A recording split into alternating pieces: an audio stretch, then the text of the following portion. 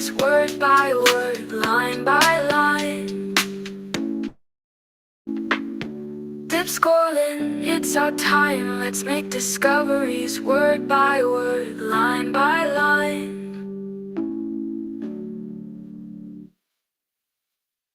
Welcome to Dipscorling, let's dive in. Corpus linguistics, where we all begin. Summer course knowledge to explore, unlocking language and so much.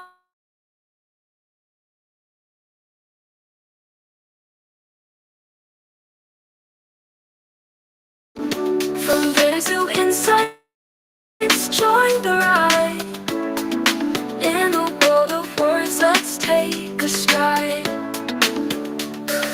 Dipscorling, it's our time. Let's make discoveries, word by word, line by line. Hello.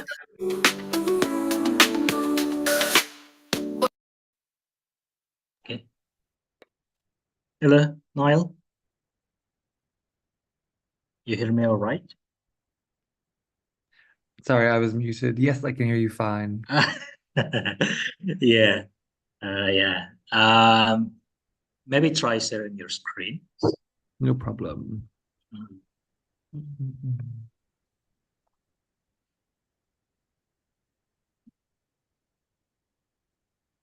Is that Okay. So okay? maybe, yeah, it's all right.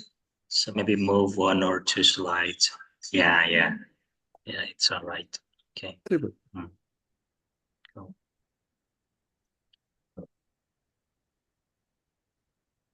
Yeah, so our team is now preparing for the closing ceremony. So we were thinking of creating the video that will include clips from all sessions, showing participants' activities. So that's what Super. we are trying to do now. Yeah, and I'll after this I'll do a little recording as you asked, and I'll send that along. No Oh yeah, problem. thank you very much. So we're planning to put the testimonies first, all the testimonies from instructors and also from the participants. And after that, we are going to go over that, what I have just explained before. Mhm. Yeah. Although I see that my virtual background is backwards, right? Is that right for you? Is it looking Oh, okay no, to no, no, Oh, it's it's okay. looking fine here. Yeah. Okay. Yeah, maybe it's just because it's my own screen or something. Okay, that's fine. Yeah. So are you still in CATS conference No, back now. That finished at the weekend. So weekend? Okay. no, yeah, it was good. It was a good little conference. So a nice time. It was well Was it organized. was it also in conjunction with ICAPE? No, it was at the same time. What was it overlapping with? A little bit near IVAX. IVEX. But Okay. yeah, there were a few on at the same time. I think Talc and Cadad, then IVAX, then CAD. Mm, So they kind of all okay. overlapped with each other a little bit. Okay. Right. So Niall, this session is a lecture session, so it's not hands-on session. And I want to ask you, how do we best do this?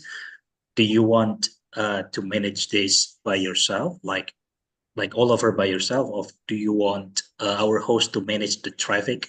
Like you talk for a few minutes and then a few minutes for question and answer, usually at the end. So how would you want us to do this?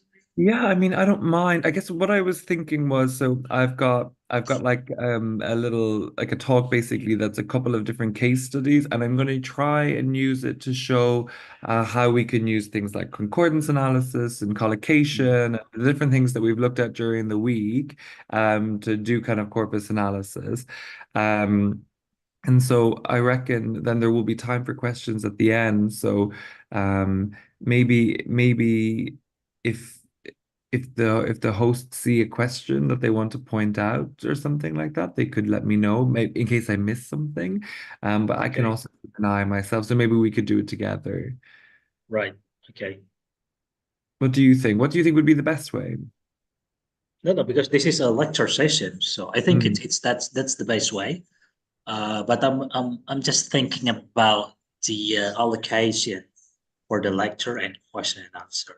Do you think, I don't know, um, do you want to divide this into Yeah. two different sessions, like 45 minutes and then 15 minutes for question and answer, and then another 45 minutes for the lecture?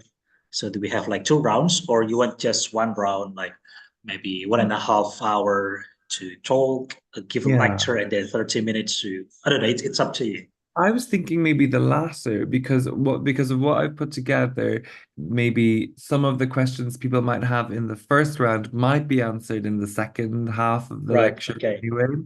So I could split it because I have four case studies, so I could do two and two, but I think Mm. maybe doing like an hour and a half and then 30 minutes for questions might make more sense.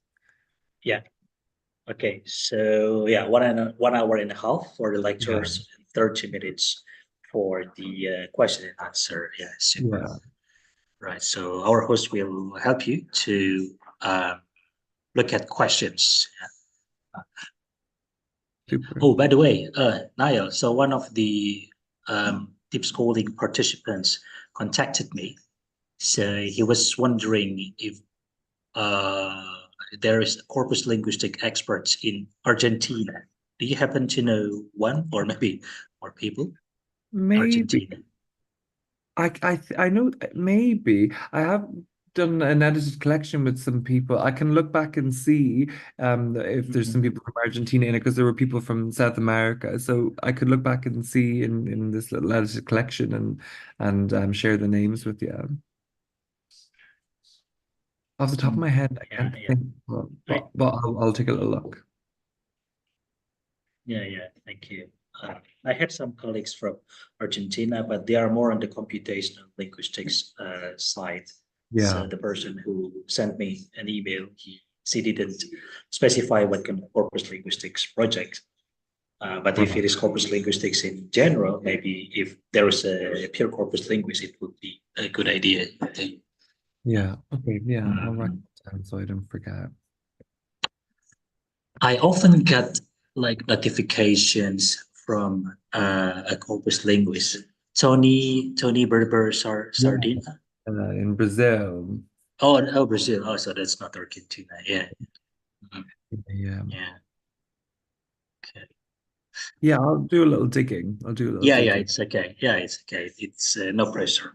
So we are going to play the promotional videos, and we will start at 1500. Okay. Perfect.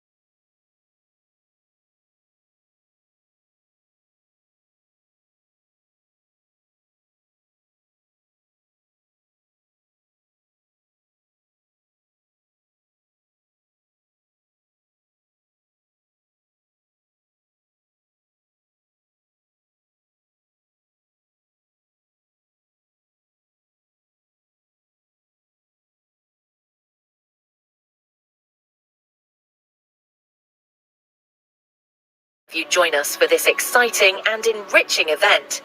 This summer course offers a unique opportunity for scholars, researchers, and students to delve into the fascinating world of corpus linguistics. Dipscorling 2024 features an exceptional lineup of keynote speakers, each a luminary in the field of corpus linguistics. We are honoured to welcome Dr. Joyce Lim from Aston University, UK. Dr. Lim's groundbreaking work in discourse analysis and corpus linguistics has significantly advanced our understanding of language use in various contexts. Her insights and research contributions are invaluable to our community. Dr. Niall Curry from Manchester Metropolitan University, UK. Dr. Curry's expertise in language teaching and learning, combined with his innovative approach to corpus-based research, has made substantial impacts on the field. We eagerly anticipate his perspectives on the latest trends and applications in corpus linguistics. Yede Primahadi Wijaya Rajek, PhD from Oxford University, UK, and Udayana University, Indonesia. Dr. Primahadi's interdisciplinary research, bridging cognitive linguistics and corpus studies, offers a profound understanding of language patterns and cognitive processes. His work is a testament to the power of corpus linguistics in unraveling the complexities of human language. Prihantoro, PhD from Diponegoro University, Indonesia. As a prominent figure in the Indonesian linguistic community, Dr. Prihantoro's research on Indonesian language corpora and sociolinguistics provides crucial insights into language variation and use in Indonesia. His contributions have been instrumental in advancing corpus-based studies in the region. This year's summer course has attracted more than 100 participants from diverse corners of the world, including the UK, USA, Egypt, China, Malaysia, Indonesia, the Philippines, Poland, and many more. This international representation underscores the global relevance and appeal of corpus linguistics. Your presence here is a testament to the vibrant and dynamic nature of our field. Throughout the course, you will engage in workshops, lectures, and collaborative projects designed to deepen your understanding and application of corpus linguistic methods. Our goal is to create an environment that fosters learning, innovation, and collaboration, paving the way for new discoveries and advancements in our field.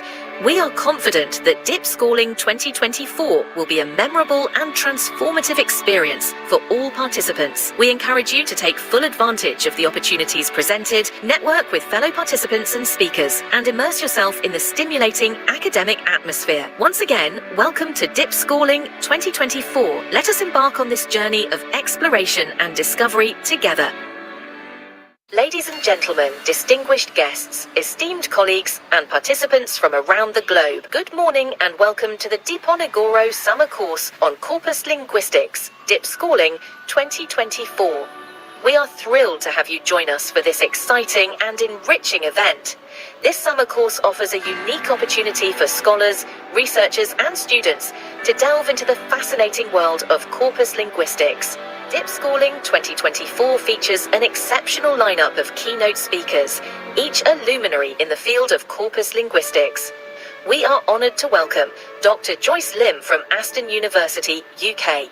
Dr. Lim's groundbreaking work in discourse analysis and corpus linguistics has significantly advanced our understanding of language use in various contexts. Her insights and research contributions are invaluable to our community. Dr. Niall Curry from Manchester Metropolitan University, UK. Dr. Curry's expertise in language teaching and learning, combined with his innovative approach to corpus-based research, has made substantial impacts on the field. We eagerly anticipate his perspectives on the latest trends and applications in corpus linguistics. Yede Primahadi Wijaya Rajek, PhD from Oxford University, UK, and Udayana University, Indonesia. Dr. Primahadi's interdisciplinary research, bridging cognitive linguistics and corpus studies, offers a profound understanding of language patterns and cognitive processes. His work is a testament to the power of corpus linguistics in unraveling the complexities of human language. Prihantoro, PhD from Diponegoro University, Indonesia. As a prominent figure in the Indonesian linguistic community, Dr. Prihantoro's research on Indonesian language corpora and sociolinguistics provides crucial insights into language variation and use in Indonesia. His contributions have been instrumental in advancing corpus-based studies in the region. This year's summer course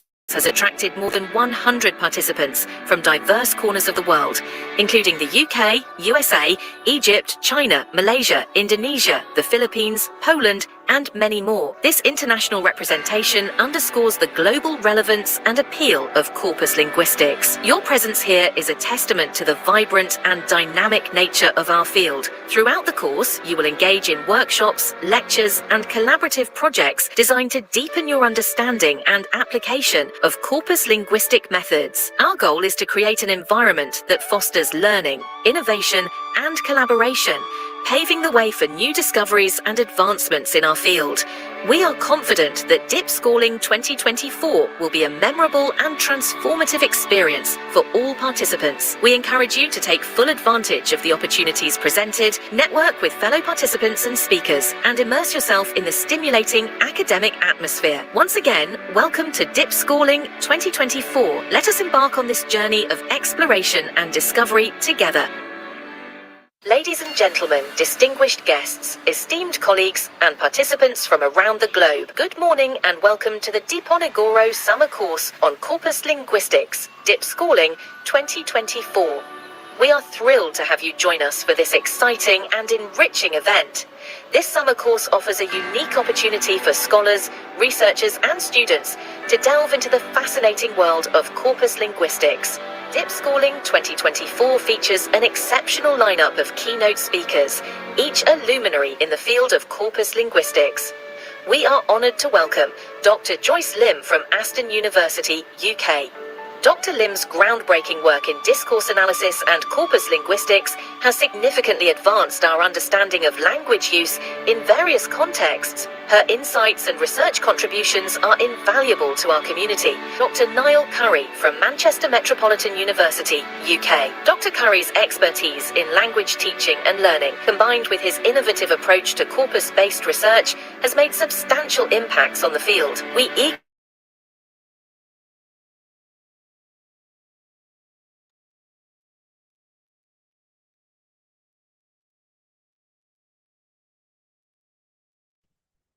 Hello everyone! So welcome to day 5 of Dipscorling 2024. My name is Rani. And I'm Arin. And we will be your host for today's session. And we thank you for all of your enthusiasm and also active participation from day 1 until today. And a little review of our courses. On day 1, we were introduced to a number of corpus query systems by Dr. Joyce Lim from Aston University, United Kingdom. And on day 2, we learned about corpus query techniques using Sketch Engine with Dr. Niall Curry from Manchester Metropolitan University. And then Dr. Gede Primahadi Wijayarajak was with us on the 3rd and 4th day with an insightful session on concordances, frequency lists, and also collocation.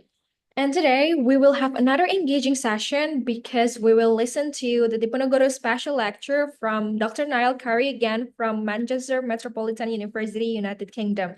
And the theme of his talk is about corpus-assisted analysis of climate discourse. So now let's start the session. Let me say hi to our keynote speaker, Dr. Niall Curry. How are you today? Hi, I'm good. Thank you. How are you doing? Yeah, we're actually good too. Thank you.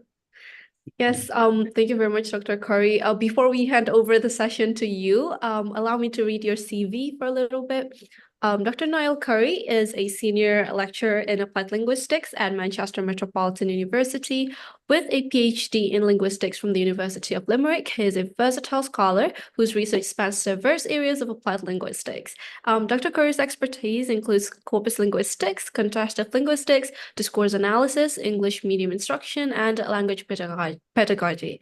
Dr. Curry is actively involved in editorial roles, including as co-editor of the Routledge Applied Corpus Linguistics and Routledge Corpus Linguistics Guidebook series, and his current research focuses on the social and discursive construction of knowledge around global crises and issues across contexts and cultures. So if you want to know more about him, you can actually consult him through his CV or contact him via email. And now I will hand over the session to you, Dr. Niall Curry, so the time is yours. Thank you very much. I'll just share my screen. Okay, so thank you very much for coming along and for the invitation once again to speak at the summer school and give the special lecture today. So for the talk today, I thought about, okay, what would I like to talk about? What could I share? And what I decided to do was talk a little bit about some work I've been doing recently on kind of corpus-assisted discourse analysis and from different perspectives, focusing particularly on kind of the climate discourses. And really what I want to do is I want to try and use these kind of case studies that I bring in as a way to demonstrate some of the applications of methods and approaches that you've been looking at throughout the week. So where possible, I'll try and like draw your attention to things like collocation analysis, concordance analysis, things like this that we've looked at earlier in the week throughout the summer school. So I think maybe bear this in mind as we work through. And if you have any questions throughout the course of the lecture, please feel free to pop them in the chat, and I can look at them as we go. But also we can come to larger questions at the end as well. And so yeah, try to bring, I guess, with us all of the things that we've looked at during this week surrounding corpus approaches and analytical approaches in corpus linguistics. So why am I looking at these kinds of discourses? Well, within the context of this work, I guess what I'm focusing on is a particular topic, a particular kind of issue, which is the climate crisis. And in many ways, we could think of this as a global crisis. This is a crisis that we all share. So all of us, I think, have experiences and understandings of this kind of climate crisis that's happening across the world. And so we could understand it to be a global phenomenon, an international global phenomenon. But I guess we could query as to whether or not we all think about it in the same way. Is there really a global understanding of this issue, or is this something that's maybe more localized in different contexts in different parts of the world? And in previous work that I've done with Pascual Perez Paredes, looking at the COVID-19 pandemic, we identified that there were these kind of global and local tensions in the ways in which experts were talking about and socially constructing the notion of the pandemic and different issues within the COVID-19 pandemic. And so we have in these kinds of global crises evidence of global and local tensions, so things that are conflicting with one another. And that kind of variation doesn't just stop there. As we delve into the context in which things like this are produced, we could think about disciplinary variation. So how maybe a scientist will talk about the climate crisis versus how a historian might talk about it, a sociologist, a philosopher, and so on. We talk about these kinds of issues in different ways, and we use language in different ways to do this. And a kind of a simple example of something like that might be something like the word claim. So when we talk about a claim in the sciences, we understand that differently to a claim in the kind of social sciences or arts and humanities. And by that, I mean that when you call something a claim in the sciences, that's kind of okay because they operate within a particular paradigm in which nothing is absolutely proven and everything is just a working hypothesis that could be retested. And so everything is, in effect, some form of claim. When we move into the arts and humanities and the social sciences, however, words like claim can evoke different kinds of senses. So if somebody claims something, often that's understood by the writer saying, X and Y claim this, that the writer doesn't have full confidence in what it is that they're saying. So we have this different kind of variation across disciplines in the way we use language that will impact the way in which we communicate around these particular issues. And then within the broader social context, we have other issues then that we're contending with within the climate crisis. We have swathes of disinformation, anti-intellectualism movements, pseudoscience, conspiracy theorists, etc., that are using information that we produce in different contexts or fabricating information in order to be able to manipulate the discourse or present kind of counter perspectives, alternative truths, this notion. So we have this kind of wider context, this wider social context that has lots of tensions as well when we look at that.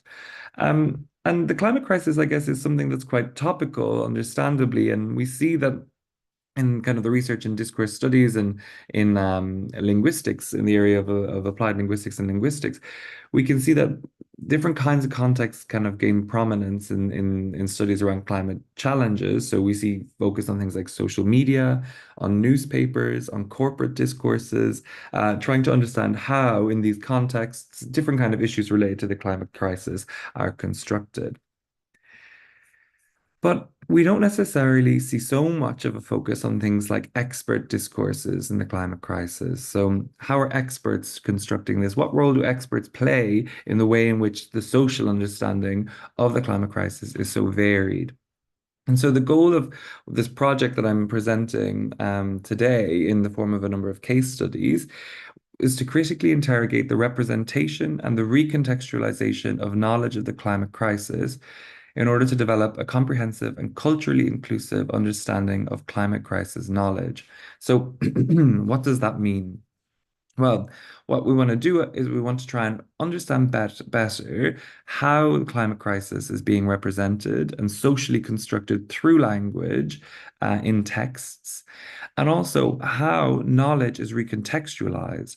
And by that I mean, as these experts produce knowledge within the academy, within university spaces, etc., within research units and things like this, when it moves into the public domain, how do they alter their way of communicating it? What happens in the way they communicate to different audiences? And what are the implications for these kinds of communicative practices?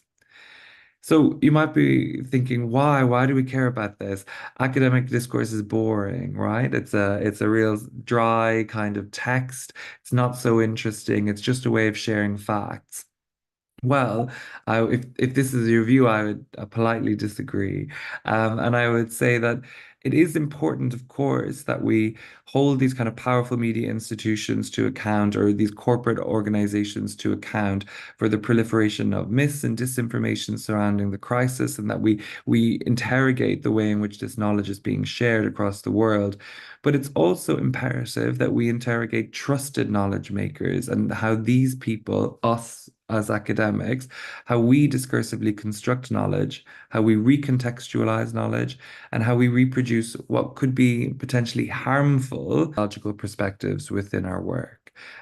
So that's the kind of broad goal behind this research, to kind of look in an area of discourse that we kind of all just trust and see, okay, is there anything that we're doing in these texts that help us to that maybe are contributing to these perceptions of the climate crisis and misinformation, disinformation, and wider challenges in uptake and engagement.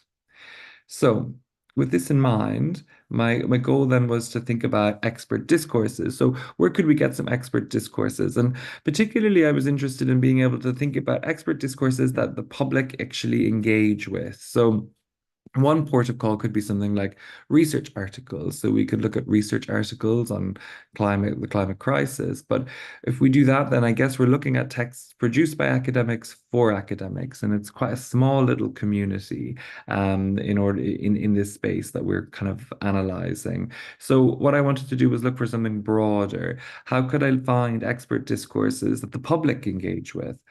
And with this, then, I moved to look at the conversation. So I don't know if you're familiar with the website, The Conversation. The Conversation is quite an interesting website in that it has basically what are kind of like newspaper articles, like academic blog type articles, short articles, and short texts that are produced by academics in conjunction with editors at The Conversation. And their tagline for The Conversation is academic rigor and journalistic flair. And I guess that kind of captures what it's all about. It's about analyzing texts that are produced by academics, that are produced by academics who are currently employed in academic institutions, who have academic roles, etc., but that are written in a way that maybe reflect more journalistic practices. And they have a charter on each site of The Conversation for the UK, the US, Australia, Indonesia, Brazil, so on. They have a kind of a charter that explains what their goal is. And these charters are quite long, so I haven't put them all here. But this first point here is probably kind of the core aim of the conversation and the one that is shared across all of the sites, which is to inform public debate with knowledge-based journalism that is responsible, ethical, and supported by evidence. So this is exactly what I was looking for, the type of texts that allow us to see expert communications for the public. And when you look at the readership, it's quite expansive. So across all of the versions of the conversation, there's something like 44.8 million people monthly who read the conversation. And if you look at that readership, you'll see that 83% of that readership is non-academic. So these are texts produced by academics that are largely being read by non-academic audiences, which is quite a unique kind of readership base if you think about it. How often do non-academics read our work? Not very often. And so when you combine that level of readership with that kind of breakdown of readership, then you're moving into a space where really we're having kind of public communication and dissemination of science. Now, the kinds of readers that they have are people who fall into different kinds of roles. So you might have people in the area of education, people in like management and senior management levels of organizations, those working in health, in media, in government, things like this. So often in spaces that can influence practices or policy in different kinds of ways. So this research is getting into the hands of people who can use research to inform practices. So again, worthy of interrogation on that front. So what did I do? Well, I wanted to create a corpus from the conversation, and I was interested in looking at climate. And so within this, I thought about a couple of different ways that I could approach this. But the first thing I wanted to do was make sure that the corpus that I produced was representative of what I was interested in. So bringing us back to some of those notions that Joyce spoke about in the first session, when we're building a corpus, what is a corpus and what does it look like? And so what I wanted to do was I wanted a corpus about climate. And how could I figure out that aboutness of a corpus? One thing that we often do when we're building corpora is we might use particular words, particular search terms. So I look for the word climate in the data and I pull out all the text that have climate and then I build a corpus surrounding that. But climate's a bit of a tricky word because we can use climate metaphorically, we can use it in all kinds of ways. So it doesn't necessarily satisfy in that regard. And I mean, this was I guess, I was very fortunate in this regard because it made my life very easy, is one thing that I could use were these kind of keyword tags for each article. So each text in the conversation is categorized in multiple different ways. If you look across this little screen grab on the bottom of the screen, you can see different themes on the top: arts and culture, business and economy, cities, education, etc. These are kind of broad themes, kind of like disciplines, not exactly disciplines. So they're kind of broad thematic areas that we're kind of, yeah, we can see in kind of categorization of these texts. And sometimes articles will fit into more than one. But also, quite helpfully, at the bottom of each article, there are lists of keywords and or tags or whatever you want to call them. Effectively, these are kind of tags for indexing the articles. And these were quite valuable because actually these tags are chosen by the authors and the editors of the texts. And they're basically tags to say, this is what this text is about. And so what I did was I found all the tags and I identified all of the tags that had some relationship with anything to do with the climate. And then I searched for all of those texts and I scraped them using a Python code in order to be able to download the texts from a range of different sites on the conversation. And these included the UK, the US, Australia, Canada, the English and French version of the Canadian one, Global, France, and Spain. So a number of different English ones, two French, and one Spanish, which is all of those languages that are represented in that regard. There is also a European one. I didn't scrape that one because it was quite small at the time, but in the future, that's something that I will go back to.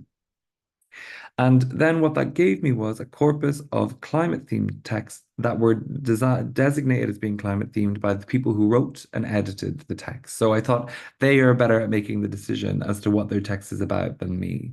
And so I used that.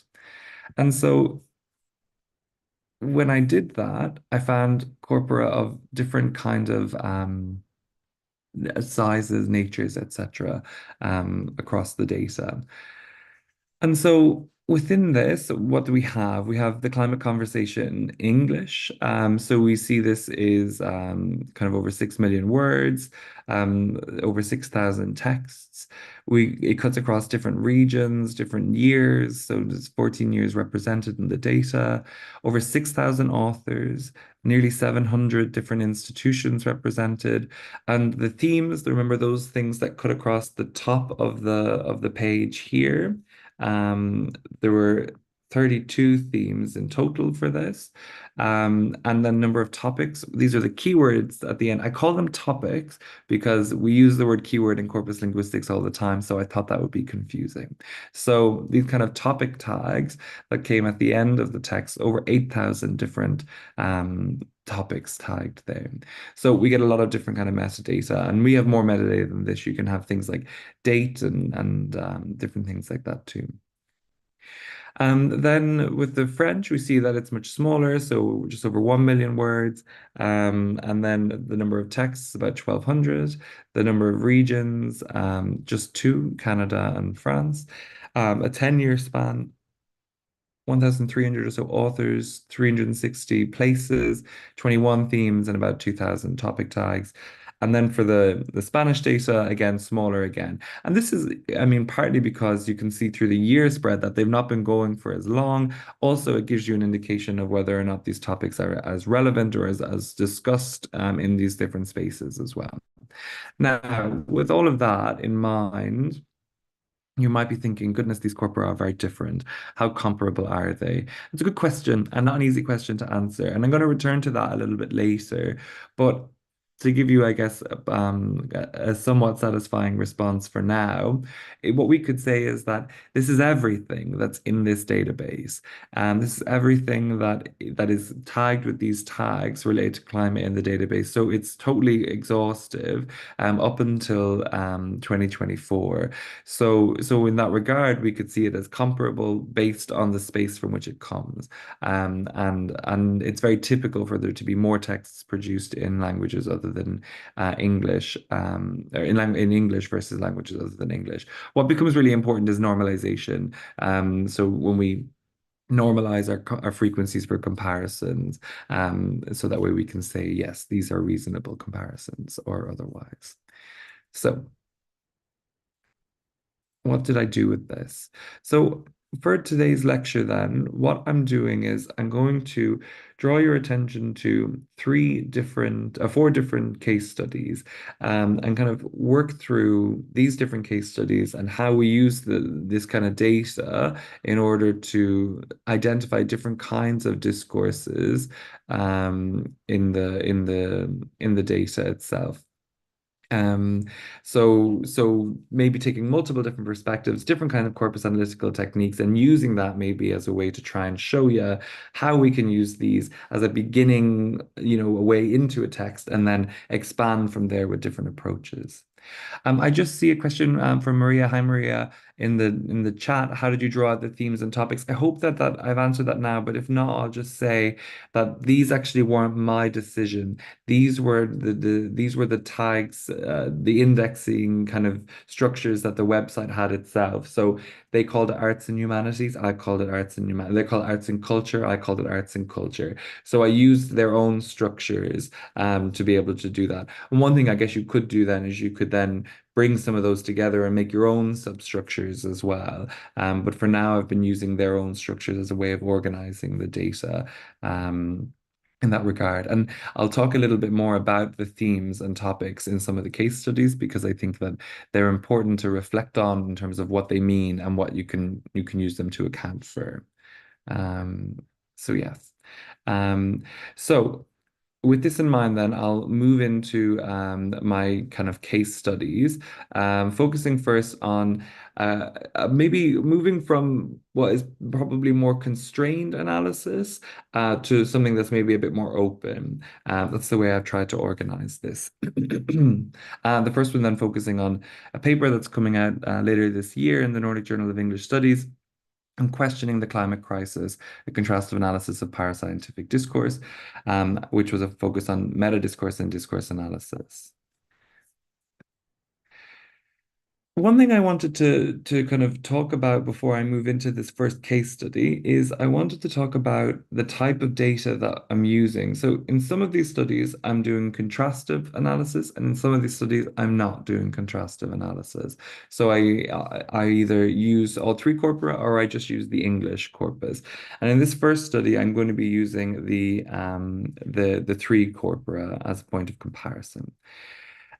I guess with that in mind, I want to remind you if you're not, or inform you, I guess, if you're not familiar with the notion of multilingual corpora.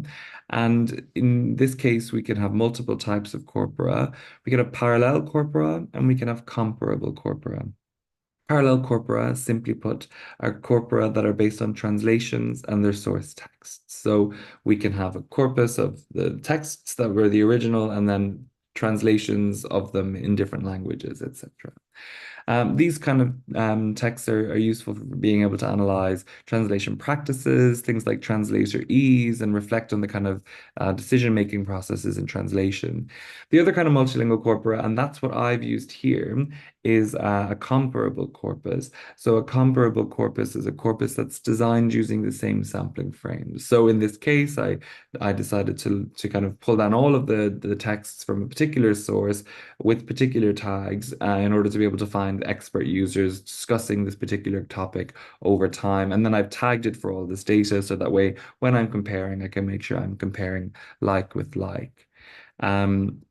With this in mind, there are a couple of key concepts that underpin all of my approaches to contrastive research, and these are the tertium comparationis and equivalence. And these concepts actually come from contrastive linguistics, not from corpus linguistics, but I find them very useful, and they relate very closely to these notions of representativeness and sampling that Joyce mentioned earlier in the week.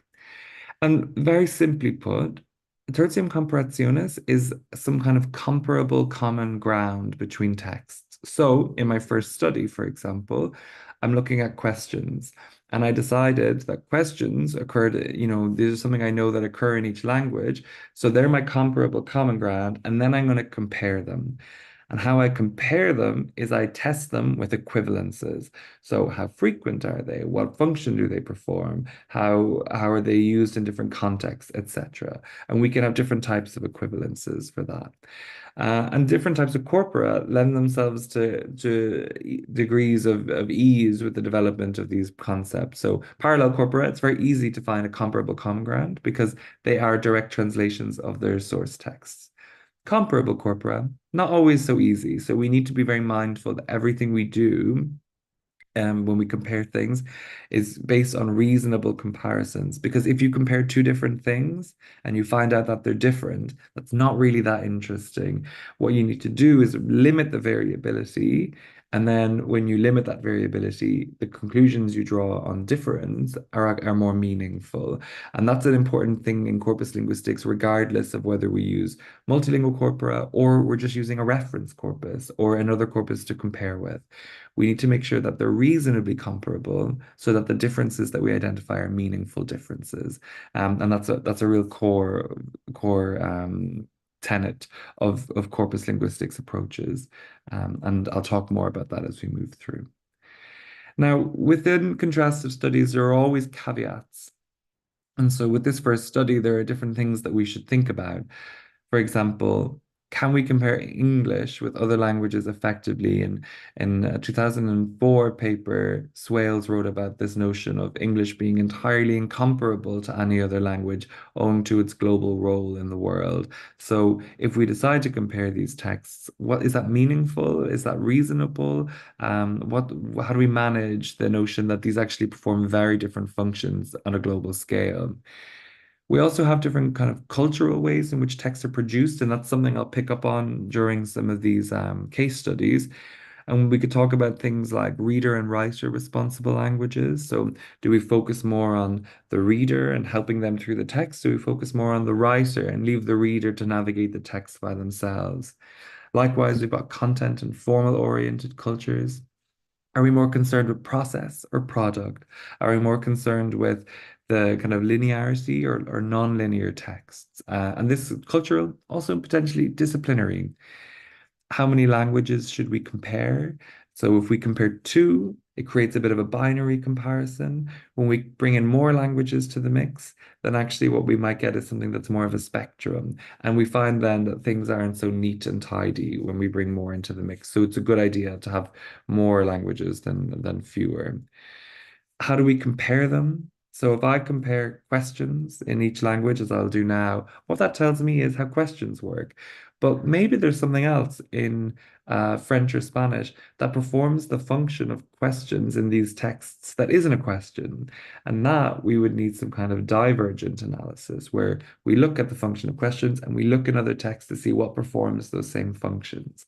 So the direction into the analysis will influence the kinds of ideas that we can get. And also, what does it even mean for something to be similar?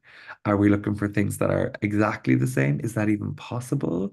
Are we looking for things that are maximally similar? So they're close to being the same in a number of different ways, in frequency, in form, in function. Or are we looking for all the different ways in which something could be seen to be similar to this, to a particular item that we're studying? So we've got loads of things to think about when we're doing kind of comparative and contrastive work. And I'll pick up on some of that in this case study to give you an example of how that works. These kind of ideas, like I said, they come really from outside of corpus linguistics, but in my experience, they're valuable to reflect on for any kind of corpus study because effectively what we're interested in is rigorous comparison of text when we use corpora. And so when we do that, we need to think about all of these kind of issues of comparability. And so we can borrow from other disciplines that have already tried to figure this out for much longer rather than trying to reinvent these issues. So with this in mind, then let's look at case study one. And so in case study one, I'm talking about the climate crisis and questioning the climate crisis.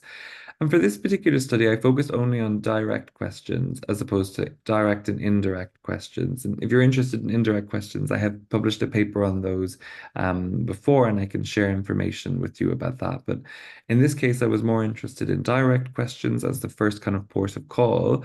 And I used the corpus that I showed you a moment ago to analyze these questions. And so when I looked in the data, I found a differing number of questions in each corpus, but that makes sense because these were the corpus of quite different sizes. Um, and then when we look across the kind of the number of blogs and the range of blogs with questions, we see that these are relatively comparable in the overall database. So we've got something like around 50, the high 50% to the low 60% range. And so right off the bat, I guess what this tells us is that these particular kind of questions are a feature of these texts. If they occur in this many texts across the corpora, it's quite substantial. So questions are a feature, and when we look at the kind of the presence of them across the corpora, what we can see that when I kind of perform different significance tests on them, that there was differences between the English and the French, and that there were significantly fewer questions in the English when compared to the French. Now, this surprised me because in previous work I'd done on questions, that wasn't the case with English and French. And also, English is usually heralded as being a very reader engaging language, and French less so. And questions really are the most direct means of engaging a reader because you're asking a question that you're not really asking the question, you're just pulling the reader in through a question. So it's a form of reader engagement. So as a first kind of instance, this kind of surprised me. And so I wondered then, is this a feature of these particular texts, because it's quite a new emergent genre. So it's a feature of these kinds of texts, and especially in the context of French, we're seeing maybe differences from academic practices that would happen within more traditional academic spaces. So maybe perhaps owing to the journalistic influence and things like this. So some kind of interesting outcomes there. And in case you were wondering, maybe this is massively skewed by the data, and I mentioned before that we need to be mindful of things like comparability. Well, what I did with this to be thinking about this comparability, because this study, I guess, was a little bit more focused on how we could look at the kind of the practices of the use of questions across texts and contexts and things like this.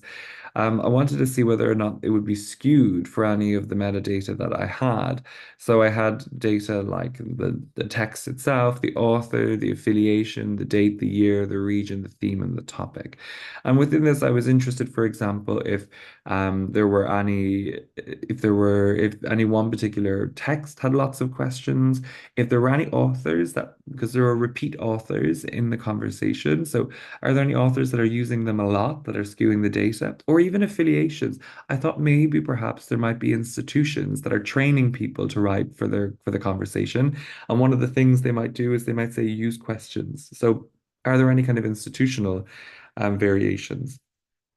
I looked at date. Were there any particular days in which more questions were being posed, or years? Was it like a fashionable trend that we were seeing at a brief moment in time? Was there any regional variation? So in different parts of the world? Was there variation by theme? And was there variation by topic? And really, there was not very much variation at all. So that was quite interesting. You'll see that there are a couple of low figures. We have the NA for Spanish here in the right-hand side. That's because there's only one region, so there's no point of comparison. So that's not a problem.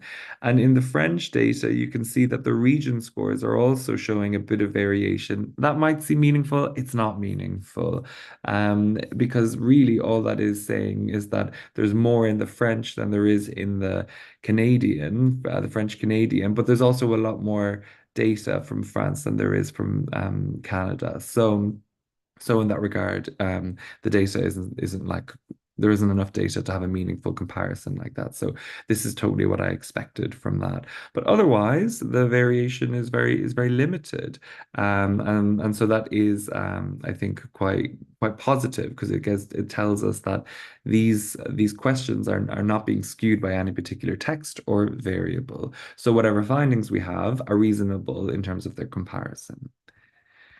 So when I kind of thought about that, okay, my first kind of thought was, okay, using corpus techniques, I was able to search for all of the questions in the data, extract them all. And to do that, I used a bit of CQL, like what I showed you in my workshop the other day, where I looked for all sentences containing questions. So that was an opportunity to kind of use that CQL string that pulled out full sentences as keywords, and then I could download all of those and then start to analyze them and sample them.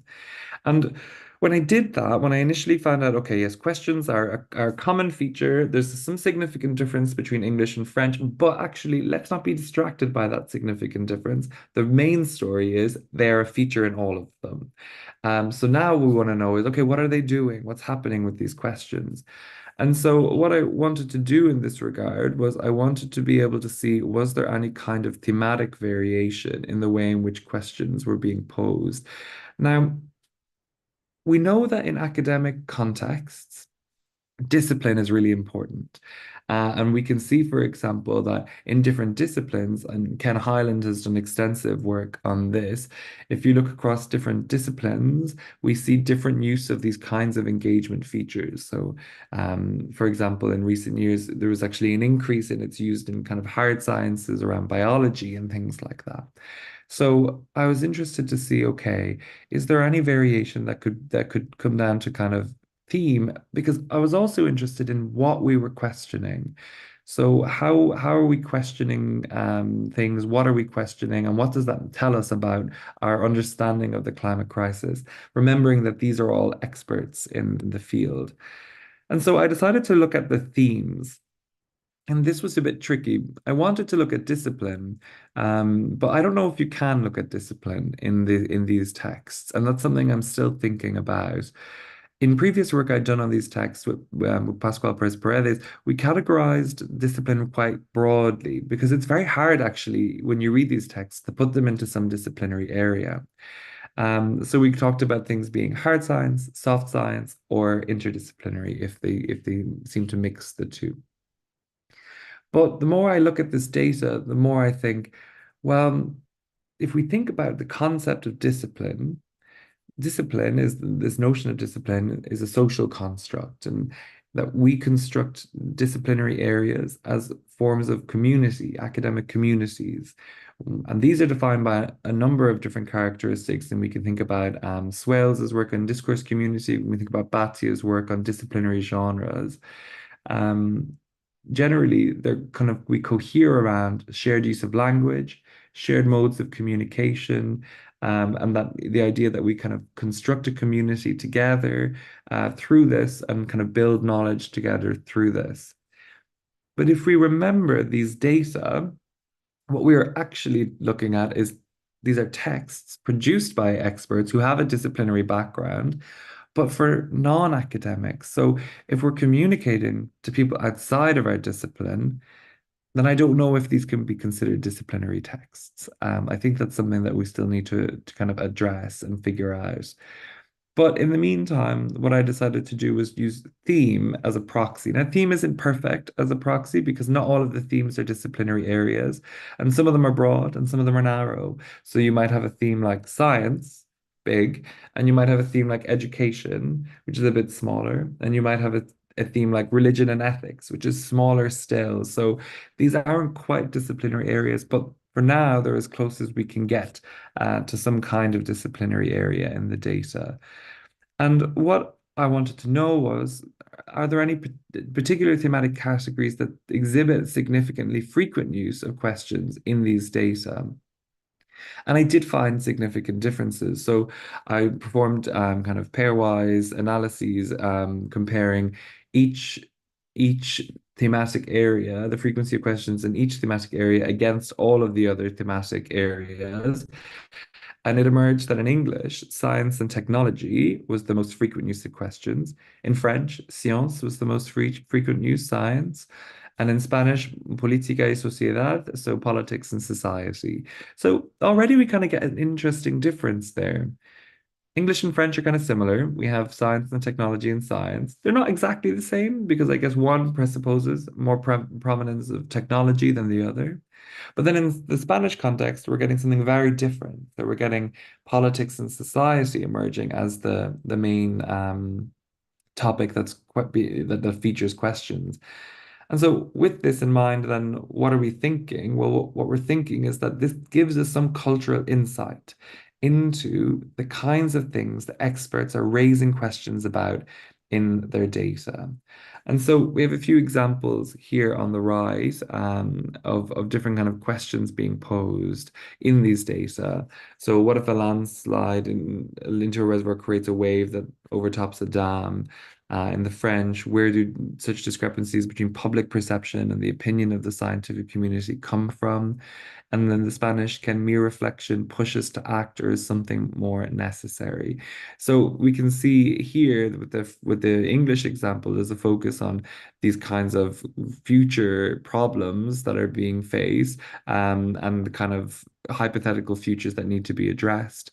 Whereas I guess in the Spanish data, or in the French data, this focus on climate science communication and misinformation emerges, while in the Spanish data, there's more of a collective focus on how we can solve this problem and what we need to do as a community. So there are some kind of differences that emerge in these ways that bear out through the disciplinary or thematic differences in the use of questions. And so, with that in mind, what I was interested in was digging a little bit more into this. So, at this point, with this first case study, what we have is, okay, there are questions in all the data, and they're widely used across a range of texts. There are also thematic differences in the use of questions because some themes use more questions than others significantly. Now I want to know, what do they do? What's happening within each theme? Now, at this point, we have to kind of remember that we're comparing things that are now no longer all that comparable. You might think, well, why didn't you just choose science, science, science? And I'm like, yeah, I could have if I wanted to know how they talk about it in science. But in this case, I wanted to let the data tell me what we're questioning, and then within that, what's being questioned. And so with this, then it starts to diverge, and we take each language in its own right. Um, and what I found when I did this was that broadly, across all three, questions address climate science, social and political issues, impact and adaptation in English, French, and Spanish, climate skepticism in English and French, but also climate communication in Spanish, not climate skepticism. And the difference being that the focus in English and French is on the challenges of mis and disinformation, whereas in Spanish it's more about clarity of communication, which I guess maybe something linked to policy in the context of politics and society. Crucially, all of the questions were negative questions. They weren't asking about anything good. I guess you might guess that from the content of the corpus. But Flotsam and Tal talk about these kind of questions as doom and gloom questions. So they're addressing these kind of negative phenomena in the data. And so with this in mind, we kind of have different, I guess, different perspectives emerging surrounding the use of questions in each language. In English and French, we see from a meta-discursive perspective, the authors are making arguments. So it's kind of argument driven and offering solutions through future-oriented practices. So pointing to kind of future issues that need to be addressed. And this is more common in English than French. And a focus on things like causes and impacts of climate skepticism on climate science and the wider society. So there's kind of preoccupation with this notion of the impact of these issues. The French and Spanish authors seem to take more of an authoritative position than the English authors, in that they make more argument driven than maybe the kind of organizational use of questions. And in the English, French, and Spanish data, they pose questions to signal the need to find ways to adapt to the reality of the climate crisis. So questions are used to address this notion of climate adaptation. And that, I guess, is kind of exemplified in the previous question here. What if a landslide into a reservoir creates a wave that overtops a dam? This kind of creates a need for some response, into some kind of adaptation response in the data. So with that in mind, what did we learn from this first case study? Well, we know from previous corpus research and research by Highland that questions can help writers to challenge ideas. So we see that in these kinds of academic blogs, and this paper is a very nice paper that interviews writers in order to be able to see how they are, how and why they use questions and other kind of language in their writing. They argue that questions are used when writers want to challenge or draw attention to particular ideas. So they have a very clear rhetorical purpose. And so when people are using questions, it's on purpose in order to be able to perform some rhetorical end of highlighting or challenging. So with this in mind, in this paper, I argue that questions point to topics that authors feel that need to be questioned. And then this gives us insight into the kinds of things that different cultures think need to be questioned when we look across the languages and we see differences in the kind of the use of questions in different themes. And so this gives us, I guess, an initial way of thinking about the kind of a different kind of, I guess, way of being able to think about question use in different languages. I can see there's a question in the chat, so I'll take a little look at that before I move on to the next case study. Rather than us to determine the emerging themes or combined taxonomy. So for the themes, what I used were the existing themes in the conversation. So if you go to the conversation data or the conversation website, along the top, you'll see a little bar and it'll say things like arts and culture, science, education, environment, things like this. And so I used their themes in these categories as ways to be able to organize the texts, and then basically looked for frequencies within text tagged as being part of those particular thematic areas. Um, because I'm still at the moment trying to figure out the best way to approach it from a disciplinary perspective, because I don't think traditional disciplinary perspectives work for these types of texts, because I'm not sure that they are disciplinary texts. I think that they're written by people who have a disciplinary background, but in the same way that I guess if you write a text message to your friend, it doesn't mean that it's a linguistic text just because it's produced by someone in a disciplinary area.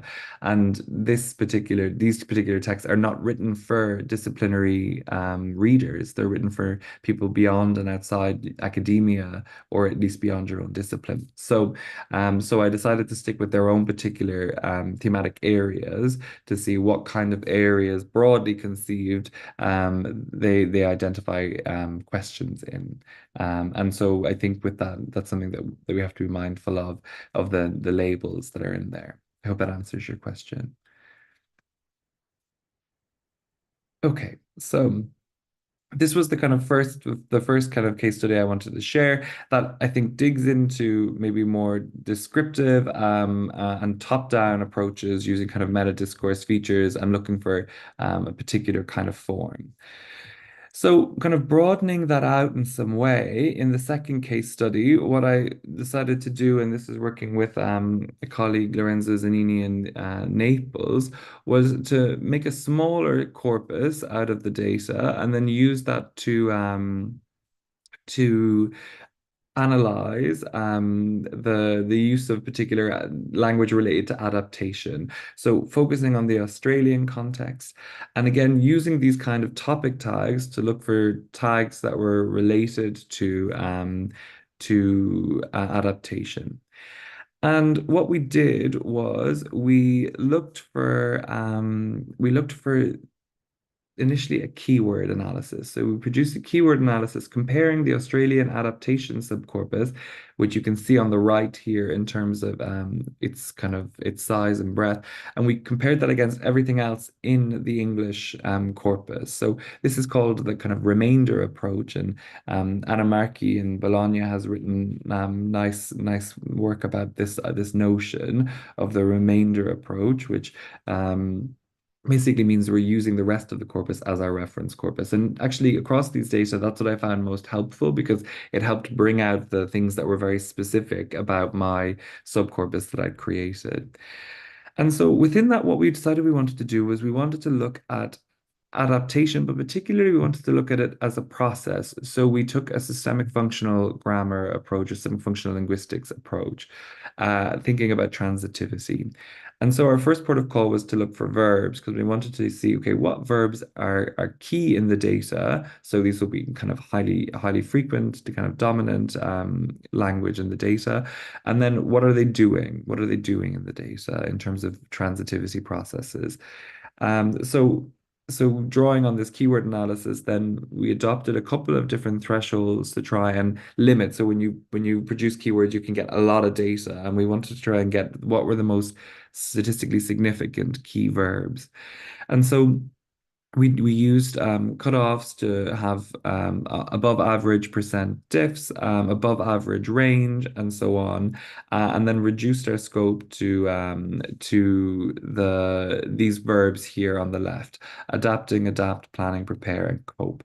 And within that, then we did sample analyses, and we did kind of SFL coding of transitivity processes in the data. For this, we tried to look at this in a couple of different ways. So initially, we wanted to kind of critically review these transitivity processes to be able to identify different themes. And what we identified were three main themes that related to mitigation, farming, and leadership. And so what we did was we took our keywords, as you can see on the left, and we looked for the categories that fell into like actor and goal. And in all cases, the keywords that we found, and this won't be surprising if you're familiar with SFL, all of these were material processes. Why is that not surprising? Well, A, that usually the most common kind of process, the transitivity process in data are material processes. And I think by looking at these verbs alone, you might anticipate that these are likely to be material processes. So adapting, adapt, planning, prepare, and cope. And so we identified all of the actors in each case, and then we also identified the goal categories, and I tried to see how these particular words were being used around. So we were interested in who were the actors, what were kind of given agency, and then what was happening, what was all this happening to. And then you can see examples here in this box on the top of the screen with different kinds of actor categories like agriculture, people, flora and fauna, and on the goal category, things like climate, the future, policy, infrastructure, things like that. And across then, I mentioned we had these three themes that emerged. So I say we will have to adapt to the inevitable impacts. So giving us this sense of kind of mitigation that we need to enact. That Australian farmers will have always had to cope. Inconsistent water supplies, increased natural disasters, and greater production risks will render agriculture production in many areas uneconomic. So the notion of farming being kind of central to it, and this idea of having to cope with the changes, but often from an economic perspective. And then in the bottom here, we have this kind of leadership and this kind of decentralizing leadership. So Adelaide needs to start planning climate change adaptation strategies for its water supply now. So putting the responsibility on this particular area in Australia to kind of solve its problems in this regard. So we were interested in using corpus approaches to be able to identify, use keywords to identify key verbs, and then digging into those through concordance analysis, we were then able to start looking at how are these key verbs relating to actors and goals from a systemic functional linguistics and transitivity perspective. And with this in mind, then, the kind of broad discourses that we found to emerge from this analysis, in things like mitigation, for example, was there is a focus on the consequence of mitigation. So the kind of the need for adaptation as a consequence of mitigation. So if we want to mitigate for these issues, we need to adapt. But also there was kind of a tension because there was a focus also on the incapacity of humans to adapt to threatening climatic causes or climatic developments. So this, I guess, is an interesting one because what we see when we kind of take away agency from humans to do things like this, or we position things in this notion of being impossible, these kind of fear appeals as around the climate crisis, what that tends to do is reduce the engagement or even the effort on the part of people because we think it's hopeless in that regard if it seems that we are incapable. And all of this, I guess, happening in the context in which there was a need for preparing for the impacts of global warming as a kind of systemic issue. So looking at mitigation, but thinking about who is most affected and why and how. Though these discourses weren't so common, they were present in the data. The farming theme was I think among the most interesting in that it kind of I guess surprised me in some way, in that within the agriculture, the entire framing was about it being about kind of implementing some form of profit-oriented adaptation. So everything was about profit-driven strategies for protecting agricultural spaces, and the entire framing of the climate impact was an economic impact. So there was not so much consideration for the impact on life, on death, on species, on things like displacement, anything like that. It was entirely economic in its focus. And in the context of leadership, generally what we found in these data was a lack of leadership, and that there was kind of processes of decentralization. So the kind of role and responsibility of solving climate problems became more localized, even though we don't necessarily have the infrastructure and power at local levels to actually implement change. So a bit of a tension. Bearing all this in mind, I think it's important to remind ourselves that this was in fact a focus on expert discourses. So these are things that maybe we might expect to see in news media, etc. But with the kinds of texts that I'm looking at here, these are, I guess, notions or perspectives that are being reconstructed by experts for public consumption that maybe should be critiqued in some way, whether or not these are entirely the kind of, you know, the ideal values that we want to be sharing surrounding this issue is questionable.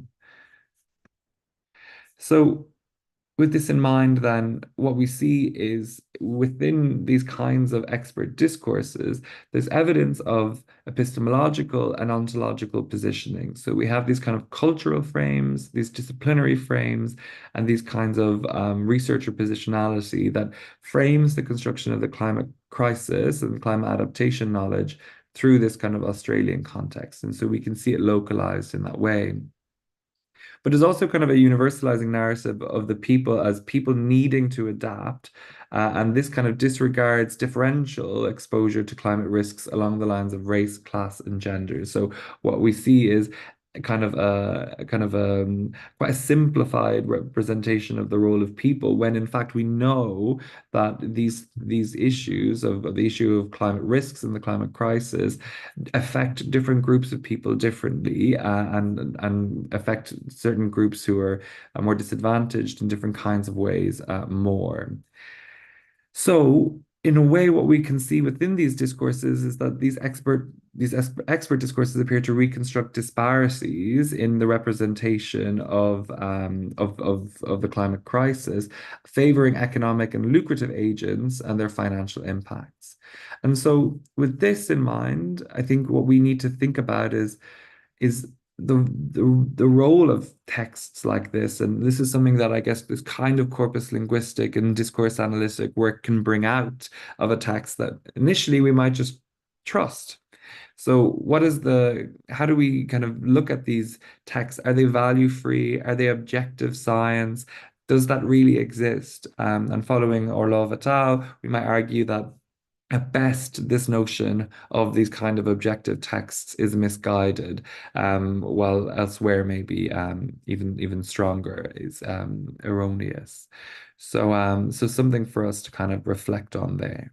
So as you can see, I guess building on this case, the first case study, the second case study takes a more kind of focused analysis using SFL, but broadens out the discourse to looking at different kind of areas, all built on the use of keywords. So how we can use keywords and cutoffs to be able to try and identify central discourses within texts. I see that there's a question in the chat, so I'll answer that as I go. It seems a silly question, however, with this huge number of tools, any guidance techniques to choose a suitable tool for that? I mean, any guidance. That's a very good question. It's not a silly question at all. It depends on what you want to do. So in my experience with using these for these analyses, I've used Sketch Engine. And the reason I've used Sketch Engine is I find their metadata infrastructure quite valuable, because you can kind of filter metadata, create these kind of subcorpora quite easily. And I've written my corpora in a way that Sketch Engine reads all that metadata automatically. So I think it really depends on what it is that you want to do. A lot of the tools will have very similar features, but they may not necessarily have all the same features. So if you want something that is that kind of gives you kind of word clouds and things like this, if you want something that gives you parallel concordances, if you want something that gives you different kinds of ways of categorizing and organizing the data, I don't think that like there's a wrong way to go about it. I also use AntConc. I think AntConc is really great as well. So there are different tools, and really, I guess it's whatever will help you answer your question as the best. depending on what it is you want to do. And if it your question is easily answered by multiple tools, then use the one that you're most comfortable with. If that makes sense. Uh, Dear Noel, did you start from the word list, restricting to identify meta discourse markers or any other? That's something you could do. So I won't go into this in great detail, Arena, but I'll share with you a paper at the end of this that I wrote on indirect questions. And in that case, I did do things like this. I went into word lists, I went into other spaces. For the meta discourse stuff I did when I was looking at questions, I just looked for question marks. So question marks as a form of illocutionary force indicating device. In that, a question mark signals a question. It's kind of like a lovely example of something like that, easily retrievable, great for corpus work. But the other ways you would have to do that, your instinct is absolutely right. You would look for parts of speech. You would look in keyword lists, word lists, and you do kind of what Anne O'Keefe calls kind of corpus foraging. So you're digging into the data and you're looking for examples in that way. And then again, maybe a simple question. Is there some sort of ethical issue if we want to produce a corpus of public written? Great question. Absolutely. So we always need to kind of have ethical considerations in mind. With these data, for example, all of them are shared licensed under the Creative Commons, and so we are allowed to use them. They're for public consumption, but there are rules about their reproduction. So, for example, I couldn't put these all out in the world in the exact same format as they are, as the conversation. So there are certain rules about how these data are reshared and reproduced. But as long as we're kind of following their guidelines, and they have very clear guidelines on the reuse of text on their website, then it's okay. But it's a good question to be mindful of. Okay, so with that in mind, then we'll move on to case study 3. So case study 3, I'm starting to go a little broader here, in that I'm not coming into this with a top-down kind of analytical framework. So in case study 1, I had meta discourse, I had this notion of argument-driven, I had this notion of organizational, accompanied with kind of discourse bottom-up approaches. Case study 2, it was SFL using transitivity processes. But in case study 3, I was more interested in kind of the emerging discourses surrounding climate crisis and death in the data.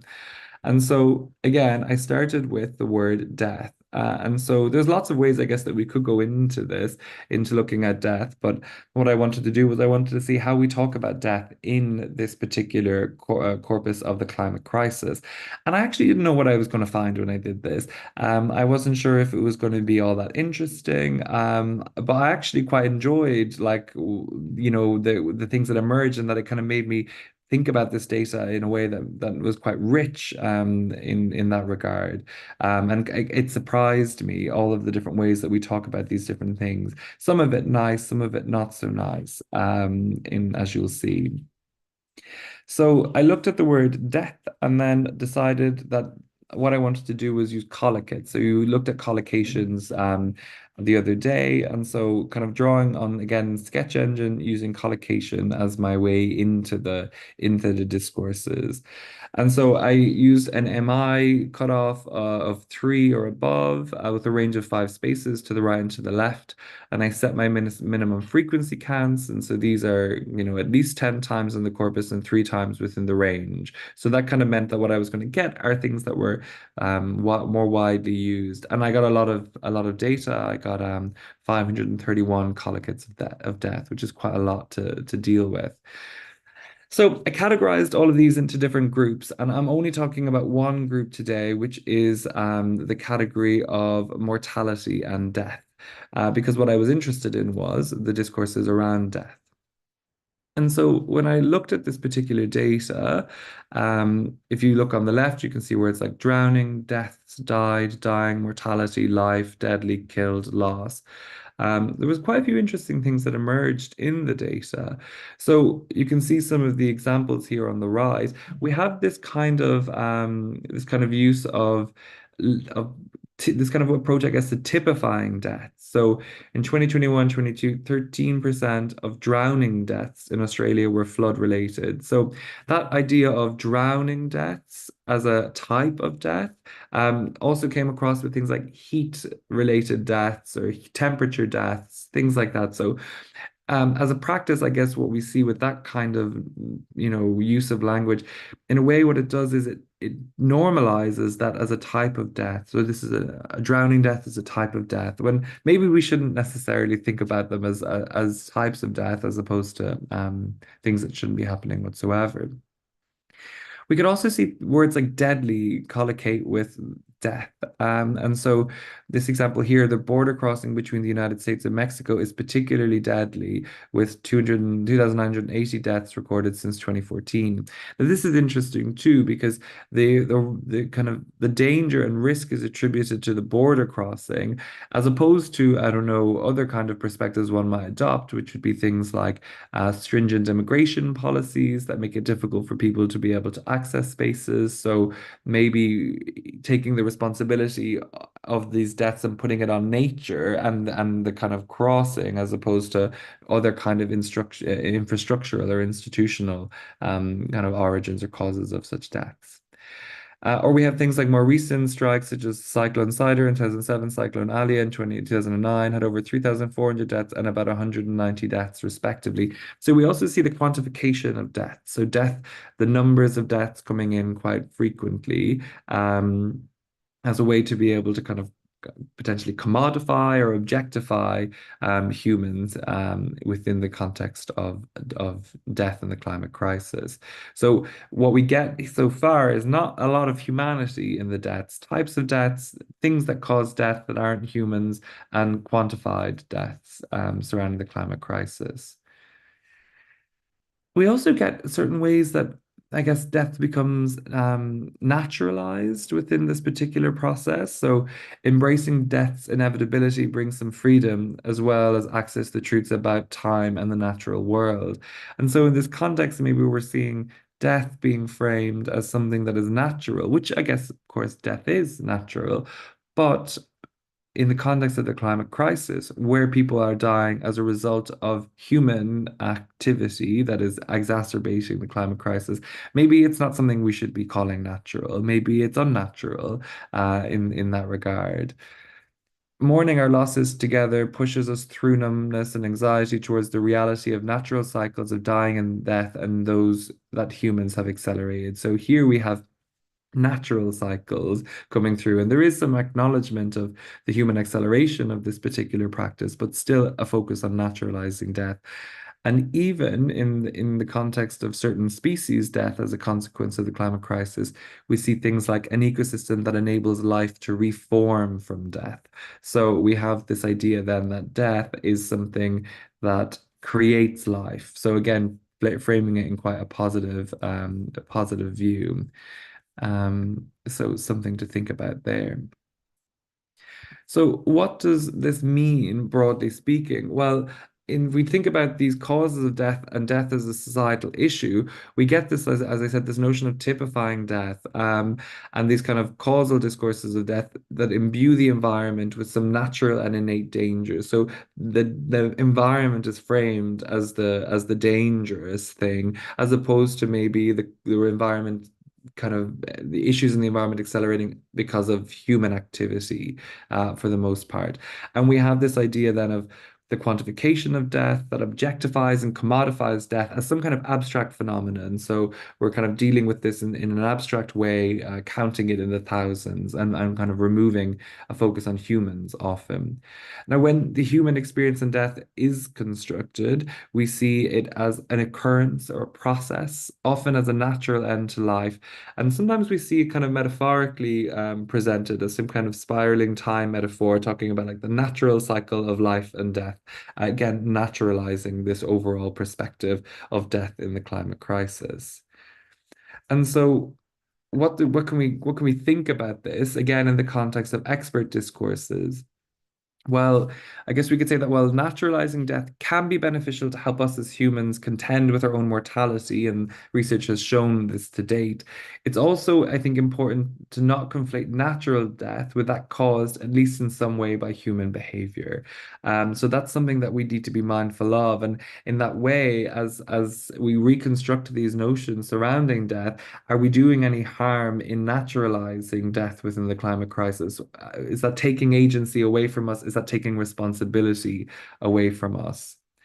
So I think as scholars, it's imperative that we render clear the role of humans in the exacerbation of the climate crisis and acknowledge the kind of responsibility we bear for the deaths therein, which I guess is a hard pill to swallow.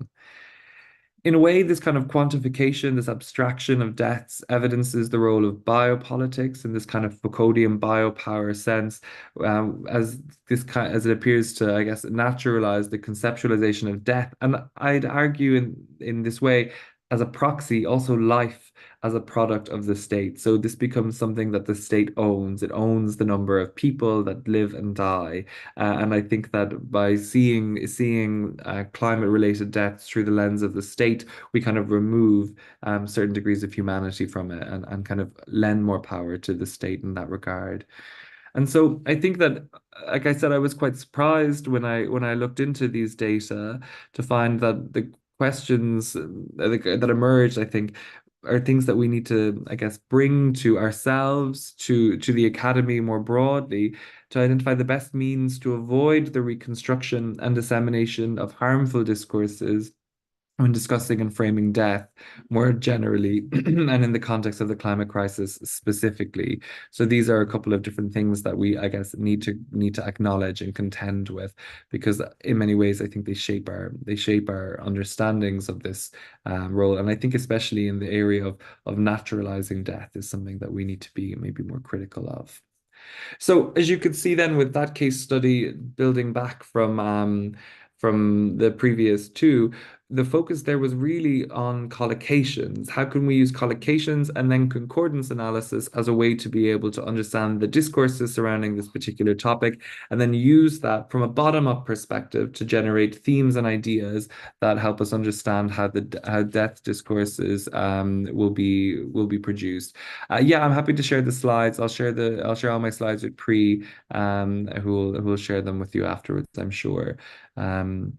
But yeah, so I think that in this regard, we have different things that we need to consider with regards to the kind of discourses and ways that we can get into that data using different kinds of corpus analytical techniques. So I'm going to move on to my final case study now. And the final case study is focusing on polycrisis. So this notion of polycrisis is one, I guess, that centers around the idea that we don't really necessarily have just one crisis that we're dealing with at a time, e.g. the climate crisis, but rather what we have are kind of intersecting crises that are shaping each other. And in this kind of work, I'm talking about a chapter that I wrote with Gavin Brooks on the topic of the climate and health polycrisis in English, French, and Spanish. And broadly, this climate and health polycrisis represents a kind of quite a complex network of cross-cultural, multidisciplinary, and interdiscursive interdependencies. So it's very difficult to disentangle the two, and the way into the data will kind of shape that. And what I'm talking about today is looking within this corpus of climate discourses, but then extrapolating out by focusing on a subcorpus that deals with health. And I would bet that if I flipped this around and I made a corpus of health texts, and then I analyzed it looking for climate within the health, I'd get something similar, but also maybe something different. So there's an important point of reflection there on what your data represents and what it can tell you. So in this way, what we at least know about the kind of intersection of these two particular crises is that they do seem to impact one another, and there is international concern surrounding how they shape and influence one another. So for this particular analysis, we adopted a framing approach using Entman's, kind of an adaptation of Entman's framing theory. And then I looked within these kind of themes of health, santé, and salud, so these kind of top category themes in English, French, and Spanish to say, okay, what were the kind of practices that were occurring within these particular subcorpora of the climate and health kind of polycrisis discourses. So with that in mind, what did I find? What did we do? So we looked at the discursive framing of the climate and health polycrisis across the three languages, and you can see that we've got a couple of different framing activities here that emerged from the data, but these are an adaptation following Entman. So not all of Entman's frames emerged, so these are the ones that did emerge and slightly tweaked some of the labels to better suit the data. So we could see that defining and contextualizing was one framing activity, representing cause and effect was another framing activity, and proposing solutions was another framing activity. And within this, we can also see a little variation in the percentage distribution of these activities in the data. So in the English subcorpus, we have mainly representing cause and effect, and that's the same for each. Proposing solutions is much more common in English than it is in French and Spanish. And that brings us back to maybe the first case study on questions, where the idea of asking questions to propose solutions was something that emerged in the data. And this first example of defining and contextualizing is slightly more frequent than in the French and the Spanish data than the English, proportionately at least. So with this then in mind, what can we say about these particular framing activities? Well, there's some correspondence across the languages, but some difference. So that's an easy first kind of conclusion. And then within that, then the French and Spanish authors seem to focus more on this decontextualizing and the English on these kind of proposing solutions. So if we dig into that in a little bit more detail, what do we see? Well, the defining and contextualizing was quite interesting, actually, because again, this is something that offered us a little bit of a cultural insight into the way in which these kinds of activities were being constructed epistemologically across different cultural boundaries.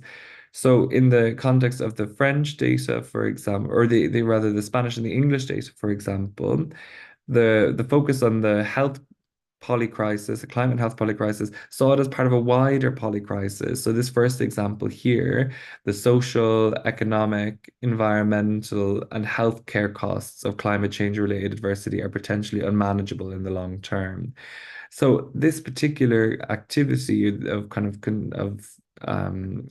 defining and contextualizing these issues frames the kind of climate crisis among other kinds of social economic crises. In the French data, however, this wasn't so apparent, and instead there was more of a focus on the interconnectedness of human, animal, and planetary life. So we have things like the quotation below, that's a translation from French. This means that collaborative efforts across disciplines are needed to understand, control, and prevent these diseases, and we must come together to tackle ecological changes that could have significant impact on human and animal health in the future. And so within that, we can kind of get this sense of particular, I guess, this relationship between these different elements of natural life. And in a way, it kind of cuts across maybe a more of a horizontal kind of axis, and this notion of disciplinary across a more vertical axis, where we get these connections between things, but in slightly different perspectives. Within the notion of cause and effect, there were also quite interesting differences within the data. So if we look at the box, we can see, okay, these are actually pretty comparably common as an area framing activity in the three languages. But actually what was being represented as cause and effect was quite different. In the English data, the focus on the health impact was often prioritized. So the effect kind of got the detail, whereas in the French and Spanish data, the cause was really more central. And so we have this kind of is kind of focus on, in the first example, we're likely to see more asthma, allergies, disease, and other adverse health outcomes that proportionally affect children. In this way, then we're focusing on the kinds of things that are going to happen as a cause of these climate crises. Whereas in the French and Spanish data, we see detail about the climate crises. So the exceptional heat wave had significant impacts on health. So kind of vaguely health, nothing quite specific. And well as was the case with drought, forest fires also have a short-term effect on health that has not been adequately monitored by public health surveillance until now. So we get specific issues like drought and forest fires, but we don't really get such a focus on the kind of health issues that emerge from that. And so, in many ways, these kind of offer us insight into the kind of epistemological space that these kind of issues emerge from.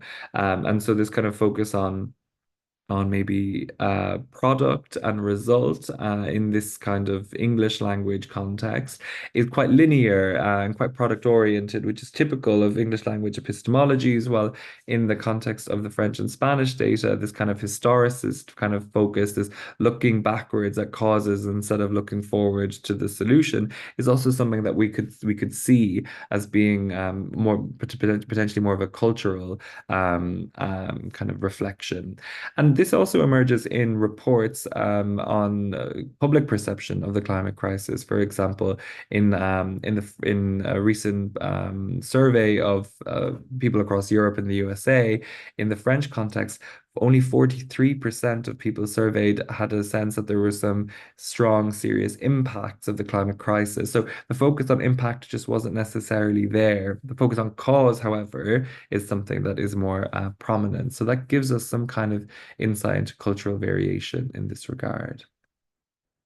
There was an anomaly that was very interesting as well in these data, and that was that the Spanish data did also prioritize a certain kind of impact, health impact, and that was almost exclusively mental health. So in the Spanish data, there was a focus on this notion of eco-anxiety, so eco-ansiedad, and that's something that came up quite often in these examples. Now, in research outside of academic spaces, looking at news media, for example, there's evidence that this mental health issue of eco-anxiety has been delegitimated in media. So questioning of it as whether it's a legitimate health concern. So in some ways it becomes contested. And this isn't as apparent in the English and French kind of wider social context.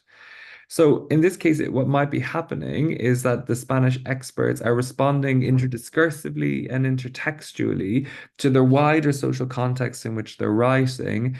And then in this way, I guess, trying to reinforce the legitimacy of eco-anxiety as a legitimate health concern. And so we have this kind of this potential for this wider interdiscursive and socially situated discourse that we can see here in this example from the Spanish. The scientific evidence discussed suggests increased levels of worry and anxiety regarding the climate crisis may have adverse effect on mental health. So kind of bringing in, bolstering this view with scientific perspectives, etc. And then the kind of last frame here on proposing solutions, this is something that really only happens in the English data. And you can see a couple of examples here on the side of examples in which health adaptation is being proposed. And this is quite interesting. So we talked about adaptation in the second case study, but in this case, it's a very specific type of adaptation, which is health adaptation. And it focuses on critiques of poor health adaptation approaches and the potential for health initiatives to respond to and address certain kind of climate issues. So it shows kind of a reciprocal nature between the two, reflecting this idea that they're mutually shaping and they're interdependent of the health and climate adaptation processes. There's generally a focus on the need to implement new health practices with the express purpose of protecting people's health from the climate crisis. So that kind of directional perspective emerges. And this, again, I think focuses really on kind of linear thinking, product-oriented perspectives, and quite utilitarian and solution-oriented approaches, which are very typical of these kind of deductive and linear epistemologies that we see in English language knowledge production. So in many ways, yes, we have a polycrisis, but then also potentially we've got multiple polycrises, because as we look across languages, we construct them in different ways, bringing with us different perspectives from our own language backgrounds. And so a couple of different things to think about there. So broadly conceived, then what we see in the kind of English data are these kind of utilitarian and ethics-driven perspectives that offer solutions to the health and climate polycrisis. They signal who's at risk and identify who or what is responsible for addressing it. We also see convergence surrounding the English and the Spanish, for example. There's quite a complex of epistemologies, some of it relating to kind of post-colonial and systems thinking and environmental cultural studies and things like this that maybe frame and influence how we're talking and thinking about the climate crisis. And this corresponds or contrasts rather with the French data, where we see a focus on natural, positivist, romanticist, and existential perspectives, and also some evidence of kind of phenomenological epistemologies in the data as well. So different kind of practices emerging there. So I see there are a couple of questions, but I might kind of move towards conclusion, and I'll take those questions afterwards because I'm coming towards the end of the slide, and it kind of brings all of this together. So what is this all about with all of these case studies? I think what I've tried to show, and I hope I have shown with these case studies, is that this climate crisis is complex, it's multicultural, it's multidisciplinary, and that there is a need to take a critical perspective on the social construction of the climate crisis and interrogate these trusted knowledge sources. And this may be in order to understand things like the recontextualization or the reconstruction of certain ideologies, but also to understand these culturally diverse ways of understanding the climate crisis, which can only benefit us to have a more culturally inclusive perspective. And this presents us with something of a tension. In a way, we have what is arguably that this kind of contemporary knowledge production space is operationalizing a form of Foucauldian power knowledge nexus. And by this, I mean we have a lot of knowledge being produced in the world around the climate crisis, and different perspectives that are emerging from different languages and different cultural contexts. But most of the knowledge that is used to inform policy and practice comes from the Anglophone sphere. So we don't necessarily get to draw on all of these different perspectives in the decision-making processes at a global scale. At the same time, while it's important to be critical of these practices, we also need to be careful about how we critique.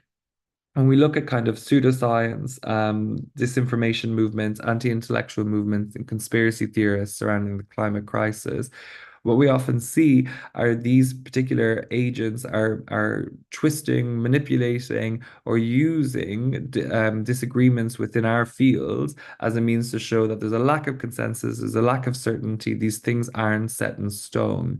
Now, in our little world of academia, we understand critique, we can engage with critique, we know that this is a form of kind of response, of thinking, of co-construction, and it doesn't necessarily mean that any form of criticism is a delegitimation of a study. However, if we are critical in public spaces in ways like this, then there is a risk that this kind of critique will be misconstrued, when in fact we're not trying to kind of deconstruct things, rather we're trying to bring things together. So just a bit of a tension that we need to manage. I think with this in mind, it kind of brings me to kind of a closing idea with reflection on Wittgenstein's line. I'm not sure if you're familiar with this notion, but Wittgenstein's line, we talked about this line, and if a line could learn to talk, we could not understand him. And the general premise behind this was that even if the line could learn to speak the language that we speak, its points of reference, its cultural positioning, its experiences, etc., would just be so different to us that we would not be able to communicate because we don't have anything in common in this kind of way. And I don't think that that's what we have in this context, but what I think these studies show is that there is a diversity in the way in which we understand and construct our notions, or the notion of climate science and the climate crisis, and that maybe we're talking about the same thing, but not always in the same way to the same end. And so maybe this is something we need to be mindful of and look for ways that we can bring this kind of knowledge together and develop a more inclusive and kind of culturally diverse perspective on the climate crisis. So, so I'll close here with a very brief reflection on what all of this means for this summer school. I think what I've tried to show in this talk is how we can take these corpus analytical approaches, so thinking about keywords, collocation, concordance analysis, and so on, and looking at how we can use this particular analytical approach in kind of combination with the likes of discourse analytical approaches, meta discourse analytical approaches, or contrastive linguistic approaches to enrich our use of corpus linguistics, contextualize it, and be able to dig into representative data that helps us understand the world in some way. So I hope that that gives you some ideas for ways in which we can make use of these tools and techniques. So thank you very much.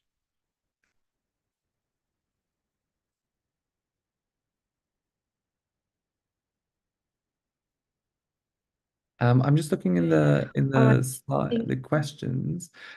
I could see that there's a question, could this be considered a form of or a basis for a multilingual comparable corpus? Yes, exactly. So I think in terms of kind of building out comparable corpora, there are lots of different criteria that I think are important to consider. Um, and um, and in this, I think I shared two particular notions, like the tertium comparationis and equivalence, and I think these are quite important in this regard. So I think yes, you can use these kinds of approaches to build out these kinds of multilingual corpora. But what we need to be mindful of always is just how comparable are the data? How comparable are the data? Because if we compare two things that are different, we will find out that they're different. And it might seem like an interesting finding, but it actually might just be that the data weren't comparable enough. So just something to be cautious of. So yeah, I can happy to take any other questions if people have any questions. I answered some as I went along, but if you have any others, feel free to turn on your mics or pop them into the chat or anything like that. All right. Thank you very much, Dr. Curry, for the excellent presentation, everyone. We do still a lot of time actually for Q&A session. So yes, if anyone still have any questions for Dr. Curry regarding the material just presented, you may ask your question. The time is now for you to ask. You can just raise your hand or just open your mic, ask directly, or write it in the chat box. So we have okay, we have some new questions coming in, Dr. Curry. Yes. Can we compare an Indonesian corpus on climate change with other countries' English corpora? Absolutely, yes. I think that really what you'll want to do is just kind of think about what you're comparing. So, do you have similar types of texts, etc.? How do you, I guess, are they a similar length? Are they produced by similar types of authors? Things like this. And so well, as long as we can define the nature of the data enough so that way we can say, okay, these are reasonably comparable, then yes, I think that's fine. I think any kind of comparison is fraught. And what we want to avoid is anything too evaluative. So like this is better, this is worse, this is clearer, this is not, because these are just cultural frames. And what's clear for one person might not be clear for another. So these are kind of more evaluative. And what we want to, I guess, in these cases is use them as ways, as lenses through which we can understand the cultural construction of knowledge. And I think that would be really interesting to get insight into kind of this Indonesian context and perspective, and how that would compare maybe topically, but also conceptually to other language contexts. Absolutely. Can you please show us how you get the data? Well, I don't have anything on me at the moment in terms of what I could show you. It was quite a complicated process, but I can say that basically what I'd used was Python, and I used Google Colab as a kind of an online tool for scraping the data. And then I wrote a code that allowed me to draw down the texts and also the metadata from the websites, and then kind of tag that on to the beginning and end of each text. So that way, when you search for it, it also gives you all of the information like the URL, the date, the author, the institution, and things like that as well. And so I used that as a way in. It was quite a long code to develop, and it took a lot of trial and error. So that would be my suggestion: is like, if it doesn't work the first time, just keep playing with it and updating it, so that way you can and test it out on a small number. So test it out on like 2 or 3 texts, and then once you get it working, you can then use it for a larger number of things. But it can be a little tricky, I think, in kind of the first instance. But yeah, so that was my approach. Develop a Python code. I looked at the console of the website, so it tells you things like the title, the author, all of these other kind of things. They're coded into the web page. So I identified those on the web page, and I used that to help identify what I wanted to scrape and where it would come from. Um, Probably not as like satisfying an answer as you'd like, but I don't have any slides on the building of the code, so and it would be hard to show in a short space of time. Um, so I hope that's okay. Could you please explain the practical steps to explain media framing in a particular issue through SE? Um, do you mean like how, for example, do you mean with the last study, Tat, focusing on Entman's kind of framing, how that was done? Well, if that was the case, and let me know if I'm answering the wrong question here. Um, Basically, what I did was, for this, we used Entman, so we read through like Entman's framing activities, and then basically did kind of bottom up coding. So looked at the words health, santé, and salud in the data. So looked at concordance lines of those particular words and identified like what they were performing at a functional level in terms of framing activity. Entman has a larger number of framing activities than the 3 we used, but these were the only 3 that were actually evident in the data that we had, looking at these particular concordance lines. And so we read through the concordance lines, we looked at them in the context of the wider texts as well to try and make sure that we understood how these were being used. And then we attributed the particular coding of the defining and contextualizing, cause and effect, or proposing solutions to each concordance line. And as there were 2 of us doing it, we used Stemler's consensus methods, which was taking 20% of each analysis, so the English, French, and Spanish, and then kind of comparing and discussing them, so that way we could say, okay, yes, this makes sense, and then like refining our approach to it in order to be able to make sure that we're on the same page for the analysis of the concordance lines. And then once we've done that, you could then start to quantify and categorize them within that. I hope that answers your question, Tad. So it was largely through concordance analysis and then using the framing activities as a framework, basically, to categorize the concordance lines. Do you think a comparison answer of corpora between 2 or more news websites at the same time? Oh, I think that would be really interesting, Mohammed. So if you were to make some corpora of websites of the same language, absolutely. So I think all of these principles of contrastive or comparative linguistics, in my case, I'm looking at them across languages, but there's no reason that these same principles wouldn't apply to language the same language, but looking across context. So I think if you were to construct corpora of different news sites and then compare them, and then using the variables in those corpora to do that, so thinking about who the readership is, that kind of thing, what kinds of texts are in the corpus, are they editorials, are they articles, what kind of things are you looking at, those kind of variables would be quite interesting. And depending on what it is that you want to look at, yeah, I think it could be very valuable. And there's quite a lot of nice work done on these kinds of topics of comparing news media. So yeah, absolutely. I think that would be a nice idea. Could you please recommend the main books to explore more about practical and doing corpus analysis? Oh, that's a tough question. There's so many, so many books that you could choose from. I guess um Tony McHenry and Andrew Wilson's book on corpus linguistics, or more recently Tony McHenry and Václav Brezina's book on the fundamentals of corpus linguistics, I think are quite nice texts for explaining maybe the background concepts and how to kind of do corpus analysis practically. But there are also, I think, different kinds of corpus linguistics kind of guides for different approaches. One of the book series that I co-edit with Anne O'Keefe is the Routledge Corpus Linguistics Guides book series.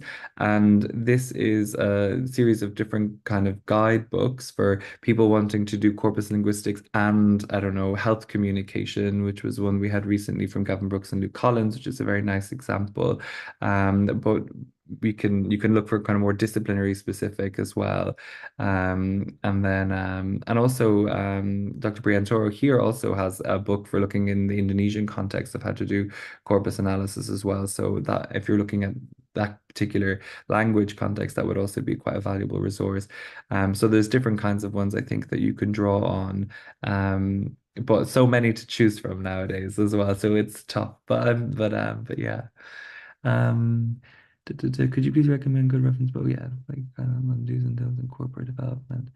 I think yeah, those same texts, Janaki would apply in that regard. Yeah, indeed.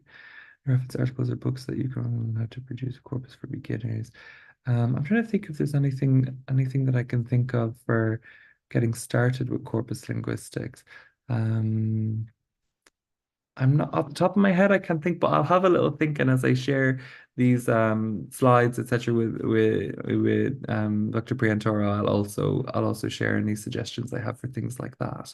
Kind of like starter points. One, I mean, if you're trying to do corpus analysis using tools, for example, like AntConc, one nice resource is that the creator of AntConc, Professor Lawrence Anthony, based in Japan, he also has lots of videos online about how to use the tool in different ways, and lots of different kind of supporting material to help you solve problems and things like that. So in lieu of a book, those kinds of resources are quite valuable too. Yeah.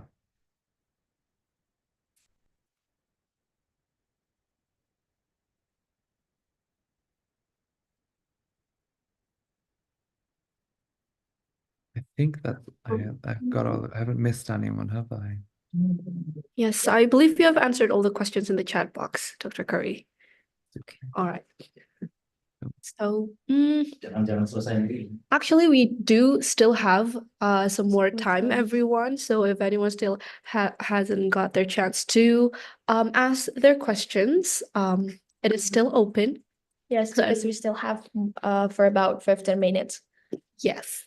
So anyone, please take your time. You can write on the chat box, or you can also ask directly. Just open your mic, so we can actually have like a more interactive discussions here.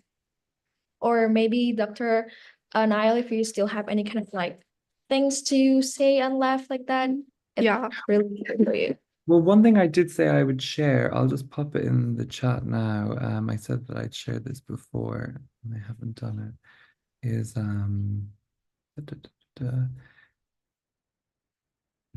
I'm just copying and pasting this.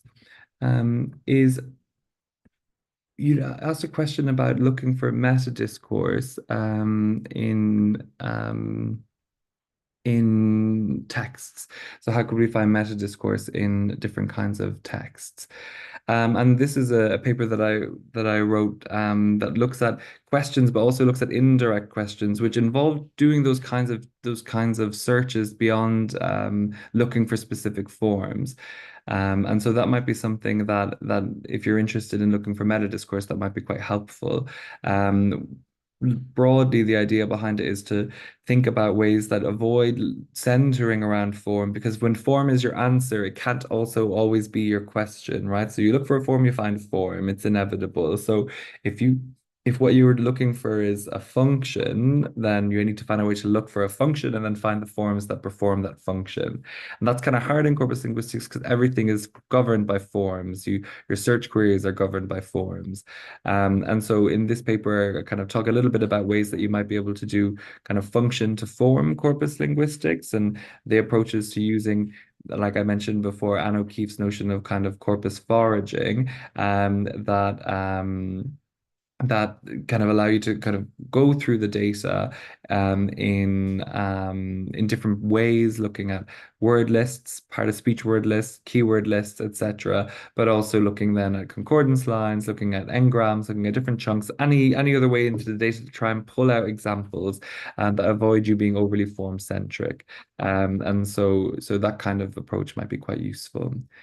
Another question from Mohammed there, just a curiosity, is there such a thing as a corpus that is not credible? I guess yes. I mean, I guess what we need to always think about is two things, is the corpus, is a corpus credible? Well, a corpus is credible, I think, if it's well designed and iteratively designed and well constructed, and that it represents what it's intended to represent, and that it's also used to study that area that it's meant to represent. So, if we design a corpus that's credible but use it to analyze, look for something that it's not a good resource for, then I guess it becomes less credible in that regard. So it's not just about the corpus itself, but it's about how we use it, in order for it to be kind of a quality resource. I guess what we want to make sure is that when we are using data, that it represents what it accounts for in that regard. So in my case, I'm talking about these examples of texts produced by experts from different parts of the world, focusing on climate discourses. However, it's all coming from one source. So does it capture all forms of expert communication in the world? Absolutely not. Is it something that we should kind of generalize about? No, not necessarily. But is it a reasonable representation? Yes, because of the readership, because of the reach, because of the production, etc. So we kind of have to have these kind of criteria to determine the quality.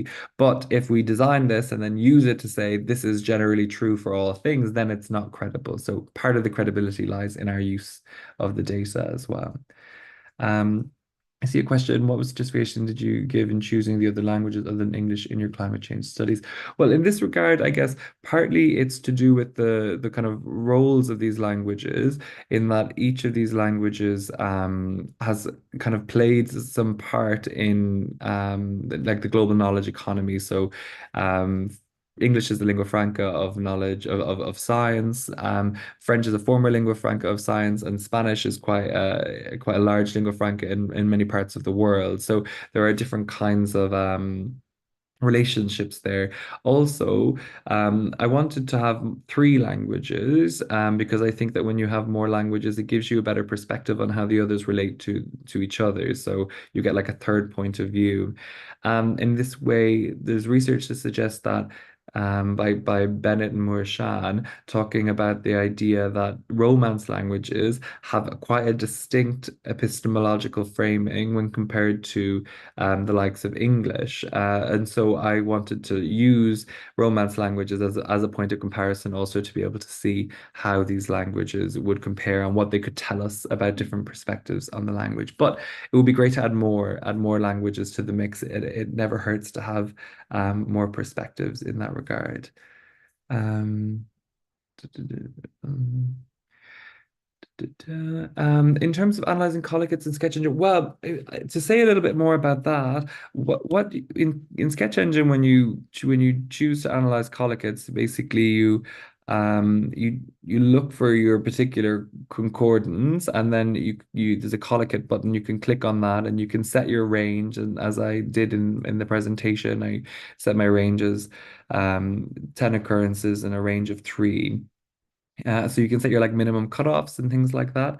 And then what that produces is like a table. And the table, depending on the scores you've selected, you can do MI cubed, and a range of others. Usually I just tick them all so that way I can download them all. And then after that I work offline. So I work on in Excel, and I use Excel, and I perform kind of significance tests through Excel to be able to see, the kind of which ones are significant and frequent, and then using that as a way to kind of categorize and analyze. So you can kind of pull that information down.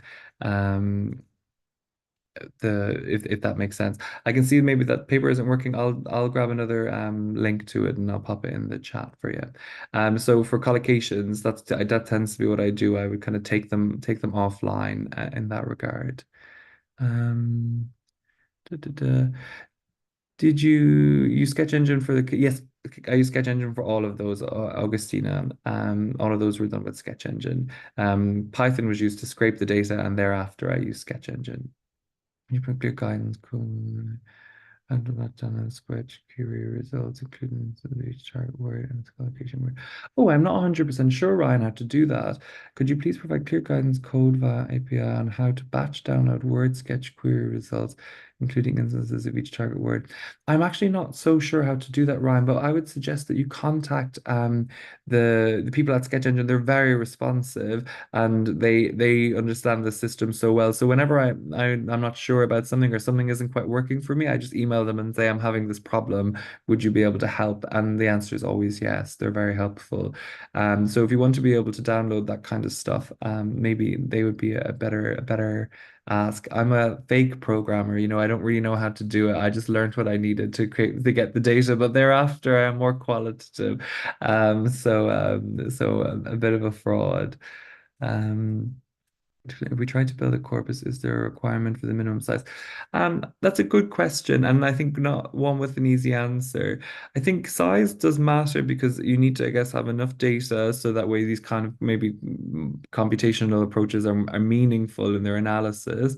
But it's not the most important thing. I think, there are quite small corpora that people have built, like, large amounts of work on because they're heavily patterned. So I think depending on your area of interest, you can, if you're doing something more specialized, for example, your corpora don't necessarily need to be so big.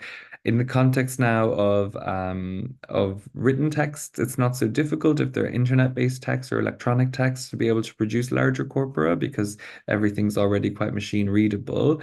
But if you are working with spoken data, that can take a little bit more time, although that's also improved significantly with automatic transcription processes as well. So I think that size isn't as much of a barrier, but we also don't necessarily need to keep building and building and building to make it a massive corpus. Really, what I always come back to is, what is corpus linguistics? For me, corpus linguistics is the study of representative databases, corpora of language that have been designed through a rigorous sampling frame to represent what it is I want to study. And with that in mind, then what we have to do is just make sure that what we have is representative. Does it represent what I'm looking at? If it does, then that's enough. Because that's the point, that we build rigorous models so that we don't need everything, and then we can draw inferences about the language based on well-designed corpora. So I wouldn't necessarily think that size is everything in that regard. Hope that Can answers I, your can I also comment on this question? Because this is, question. I think this question has been asked like so many times. And actually, there is a part of, I think, Andrew and Tony's book on Introduction to Corpus Linguistic Theory, which discuss about this. And they gave a very good illustration. So imagine that you are researching an unknown language that has a very few speaker. So if you have a minimum amount of data and you decide to, oh, we don't have enough data, so let's not collect the data, then when the speakers die, then the language will disappear. So the question to this is very relative. The answer to this is very relative. And they refer to the method. Usually people will ask, what's the theory for this? What's the method? And they will refer to this as the opportunistic method. Robbie also reiterated this in his book, Challenges in Corpus Creation. So if you're interested, I can give you a link to those books later. Link Fan Chen. Yeah, it's a Yeah, good sorry, point. sorry about that. No, totally agree. Fully agree. I think it's a great point. It is relative to our aims and our research questions. Um, when analyzing a pair of magazine articles of English language in different countries to figure out evidential markers, suitable corpus tool for that. Oh, I think, well, if you're looking at evidential markers, I think that any of the standard tools will work quite well. So something like Sketch Engine or Anconk or Wordsmith tools could be quite good. Each different tools, I guess, have different kind of limitations. One thing with Sketch Engine, for example, is that it limits sometimes the amount of the amount of things that you can download. So it cuts you off after 1,000, and maybe you don't want to be limited. So something like Wordsmith tools or Anconk could be quite good. But I think with evidential markers, either way you'll be okay, because that's something that I guess is quite text-based, and you're going to be looking for maybe specific forms, and you can draw on existing research in that area to find what you're looking for. So I think any of those kind of standard tools would work well. But depending on the size of your data, maybe something like Wordsmith tools or Anconk might be a better choice. If you're working with I often work with smaller data, so I don't often have the problem of not being able to access things via Sketch Engine, but you're not getting the full amount. But if you have a large corpus, then I think it could be a bit more of a challenge. I'm just going to get the other link for that publication because it's not showing up for people. Copy link address. Here is the new link for that paper. Let me see.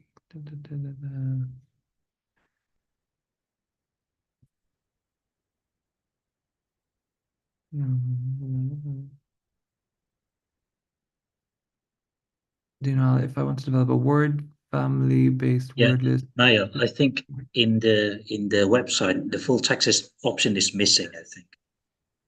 Okay. This is an open access version, so Yeah, you so can. we can see the abstract, but the full text option is missing.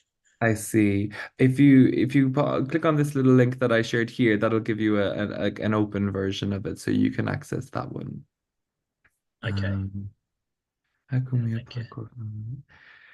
If I want to develop a word family-based word list, which is the most suitable analysis toolkit? I'm not 100% sure, but what I would say is that Sketch Engine was designed for lexicography initially. So that's kind of where it's kind of, its home was. It was designed by lexicographers, and it was designed for dictionary development. So perhaps looking at Sketch Engine and its different tools like good dictionary development, its thesaurus, its word sketches, etc. These things could probably be quite valuable for developing family-based word lists.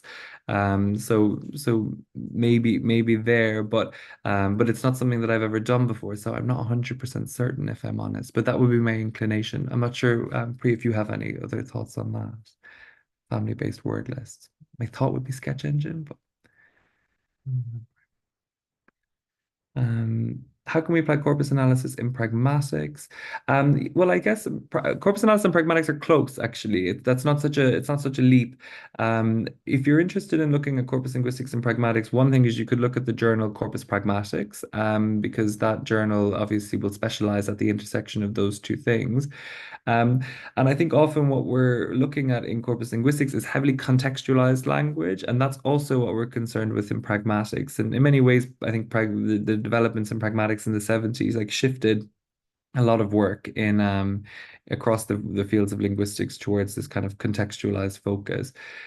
So it's not a million miles away. The problem that we have in corpus linguistics is that it's form driven, and often pragmatics is meaning driven. There's a bit of a tension there. And so what you do see in the area of corpus pragmatics is this kind of development of function to form analysis. And in that paper that I shared, there's a little literature review there and of kind of function to form analysis with reference to some what I think are really good papers in this area, including work by Anne O'Keefe in this, which I think is really great. So that would be my suggestion as a starting point, but I think it's not so far. So definitely something that you could find. the notion of hidden meaning and not a specific word, that's something that's also quite common or quite central to thinking in corpus assisted discourse studies. So not quite pragmatics, but not so far away from pragmatics either. Sometimes I think everything's pragmatics actually, but I think within CADS you have this focus on non-obvious meaning from Partington, and I think that within that you could access that idea of looking for things that are not so obvious in the data and not so visible in the data by forms. So that might be something to think about. Go back once to the about how you coded themes and topics. Yes, sorry, Maria. So with that, I didn't necessarily code them as much as I took the codes. So in each article at the bottom of the conversation article, there's a list of tags, and I just scraped all of those tags, and I used those as my topic tags because in my approach, I saw this as well. The authors and the editors have decided this is what this text is about. So they're a better place than me to decide what their texts are about. And so I'm using their description of their own texts as a way to be able to identify texts that are about climate issues. And the themes are the broader categories into which they fit. So arts and culture, environment, science and technology, politics and society, etc. And these again are categories that are developed by the conversation, not by me. So what I did was I took that metadata from the text. So if it was encoded in these particular areas, I used that as my kind of classification, and I worked within their own kind of organizational structure. Um, yes, I can, Ron, I can share my plan is to put this code up on GitHub. So once I kind of have the kind of corpus kind of finalized, I'm going to share it and put the code up. So once that's done, I'll make that available. And I can, if you send me an email, I can make sure that you know when it's out as well. Um, that's one of my jobs for the next year. So to try and get that finished and up there in the world. Niall, Yes. sorry, may I ask? This is Maria. Hello. Sorry, I Um, cannot turn on my camera because of my laptop. I'd don't like worry. to ask what sort of tool did you use for scraping the topics out of the? Did you use Python or? Yes, I use Python. Yeah, exactly. Uh-huh. And I And so used after you scraped the topics, what I got was that you categorize them manually into different themes. no, Is no. that So what right? I No. did was at the same moment as scraping the texts, I also Uh-huh. scraped information from the text. So author, year, date, area, so Australia, UK, US, that kind of thing. Um, the topic tags, which were the tags at the bottom, and the theme, which was the theme into which the conversation categorized them. So arts, culture, society, politics, whatever they labeled it as. So it's their label, not mine. And then so as I scraped all of that, I also embedded that as a metadata tag for the text. So then I could say, these are the texts that the conversation had under environment. These are the texts that the conversation had under politics and society. So the themes weren't my Okay. decision, it was theirs. I just used their taxonomy. Does Okay, that make thanks. Thank you, Niall. No worries, no problem. Is it possible to create a corpus of spoken language taken from spoken data such as recording? Absolutely, yes. So there are corpora like this. Is the spoken BNC. They're currently working on the Lana case corpus in between Lancaster and Northern Arizona University, which is based on recordings. But there are also things like Mark Davies' TV corpus, which is a corpus of TV kind of scripted language in that way. So yeah, it's definitely possible to make corpora of these types of texts and using kind of recordings as a way to do that. There's also there's an ongoing project in Limerick and Cardiff at the moment called the Ivo project, where they're making corpora of online interactions in kind of professional contexts, and these are all based on recordings via Zoom and things like that as well. So this is something that can be done, and sometimes multimodally, sometimes as kind of just text transcription. So it's possible. If you're trying to build a Corbin, okay, great. I think I've answered everyone's question. I hope I haven't forgotten anybody. Yes, yeah, we believe every question has been answered now, Dr. Curry. And everyone actually, it seems like with the enthusiasm of everyone, there might be some questions that they still want to ask, but so we will wait like just for a few seconds. But we actually still do have a little bit of time. So if no one asks any more questions, we can go to the closing. So it's the last chance, everyone. Going once, going twice. Before closing, because there was a question about recommended book for beginners in corpus linguistics. The first book that I read, the first corpus linguistics that I read, does not have any of corpus linguistics books as its title. The title is Introduction to or Introducing Electronic Text Analysis by Svenja Adolphs. Yeah, it does not have any corpus linguistics word inside. But when I read content, it's all about corpus linguistic. And when I compare about similar books at its time, what I could found, the language is quite easy to understand, even for speakers of English as a foreign language. So yeah, maybe that can be one reference. In addition to my book, if you speak Indonesian, that can be an alternative for corpus linguistics beginner. Yeah, that would be all for me today. Dr. Prihantara, I think people ask Several to repeat the name of the book. Yes. Oh yeah, I would just send you the link. Yeah, can you please bear with me?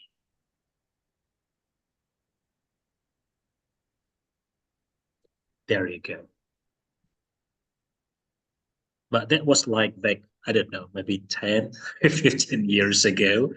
We have more options now because corpus linguistics is getting more and more popular. But at that time, it was quite limited. And yes, Svenja was one of the alternatives at that time that was available for me to access.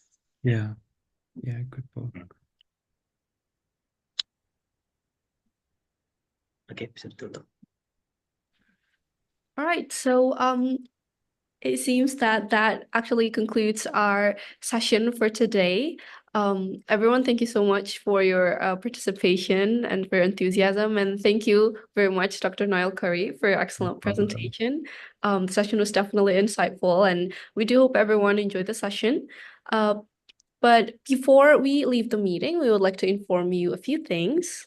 Yes, first, we actually have distributed the attendance list for today's session. So if you have not marked down your attendance, please do so because we will let the committee open for about few minutes. And if you still have any questions for our keynote speaker, or if there's any question left unanswered, you can let us know and we will forward your question to our keynote speaker, or alternatively, you can also email Dr. Curry directly. The email is present in the CV. And also third, because all of the presentation files from all the keynote speakers from day 1 until day 6 linked to the recordings for the past sessions, and all relevant materials will be distributed to the Dipscorling Google Drive that we have already shared to your email, and also all of the materials will be uploaded completely after our summer course finish.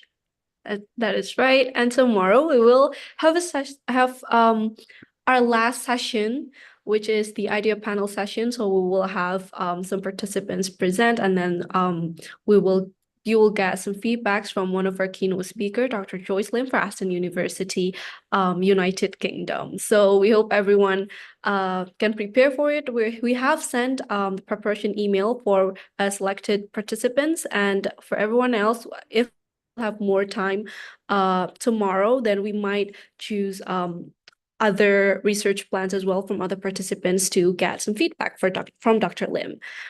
So that is all for today, everyone. See you tomorrow, and please enjoy the rest of your day. Bye, everyone. Thank you so Bye. much Thank for today's you. session. Thank you, Niall. Thank you, you. everyone. Thank you, and thank you everyone for all of your questions. It was a really, really Thank you, great. Bakri. Thank you, Nayo. Thank you very much. Thank you. Thank you, Ibu, Bapa. Thank you very much for your participation. Dipscorling, let's dive in. Corpus linguistics, where we all begin. So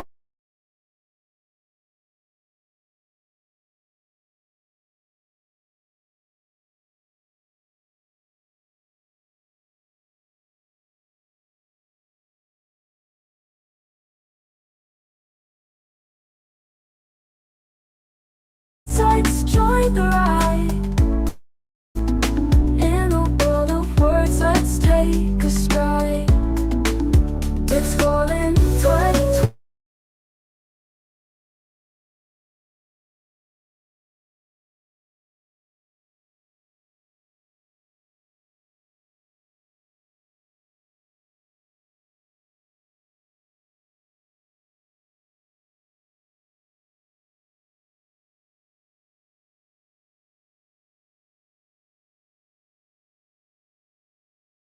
E? Yeah.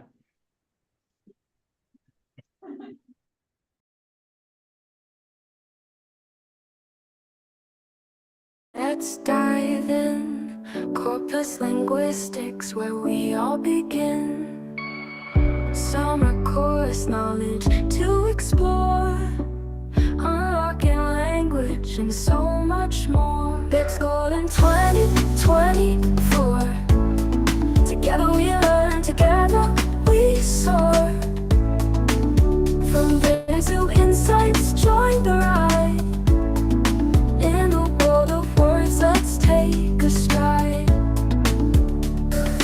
Dipscorling, it's our time. Let's make discoveries word by word, line by line.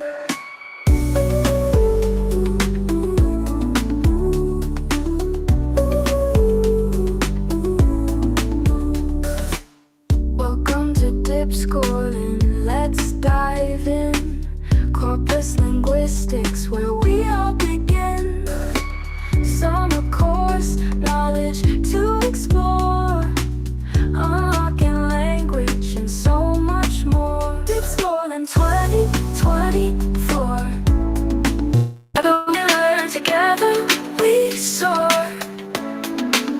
From data to insights, join the ride. In a world of words, let's take a stride. Dipscorling 2024. Together we learn, together we soar. From data to insights, join the ride. In a world of words, let's take a stride. Dipscorling, it's our time. Let's make discoveries word by word, line by line.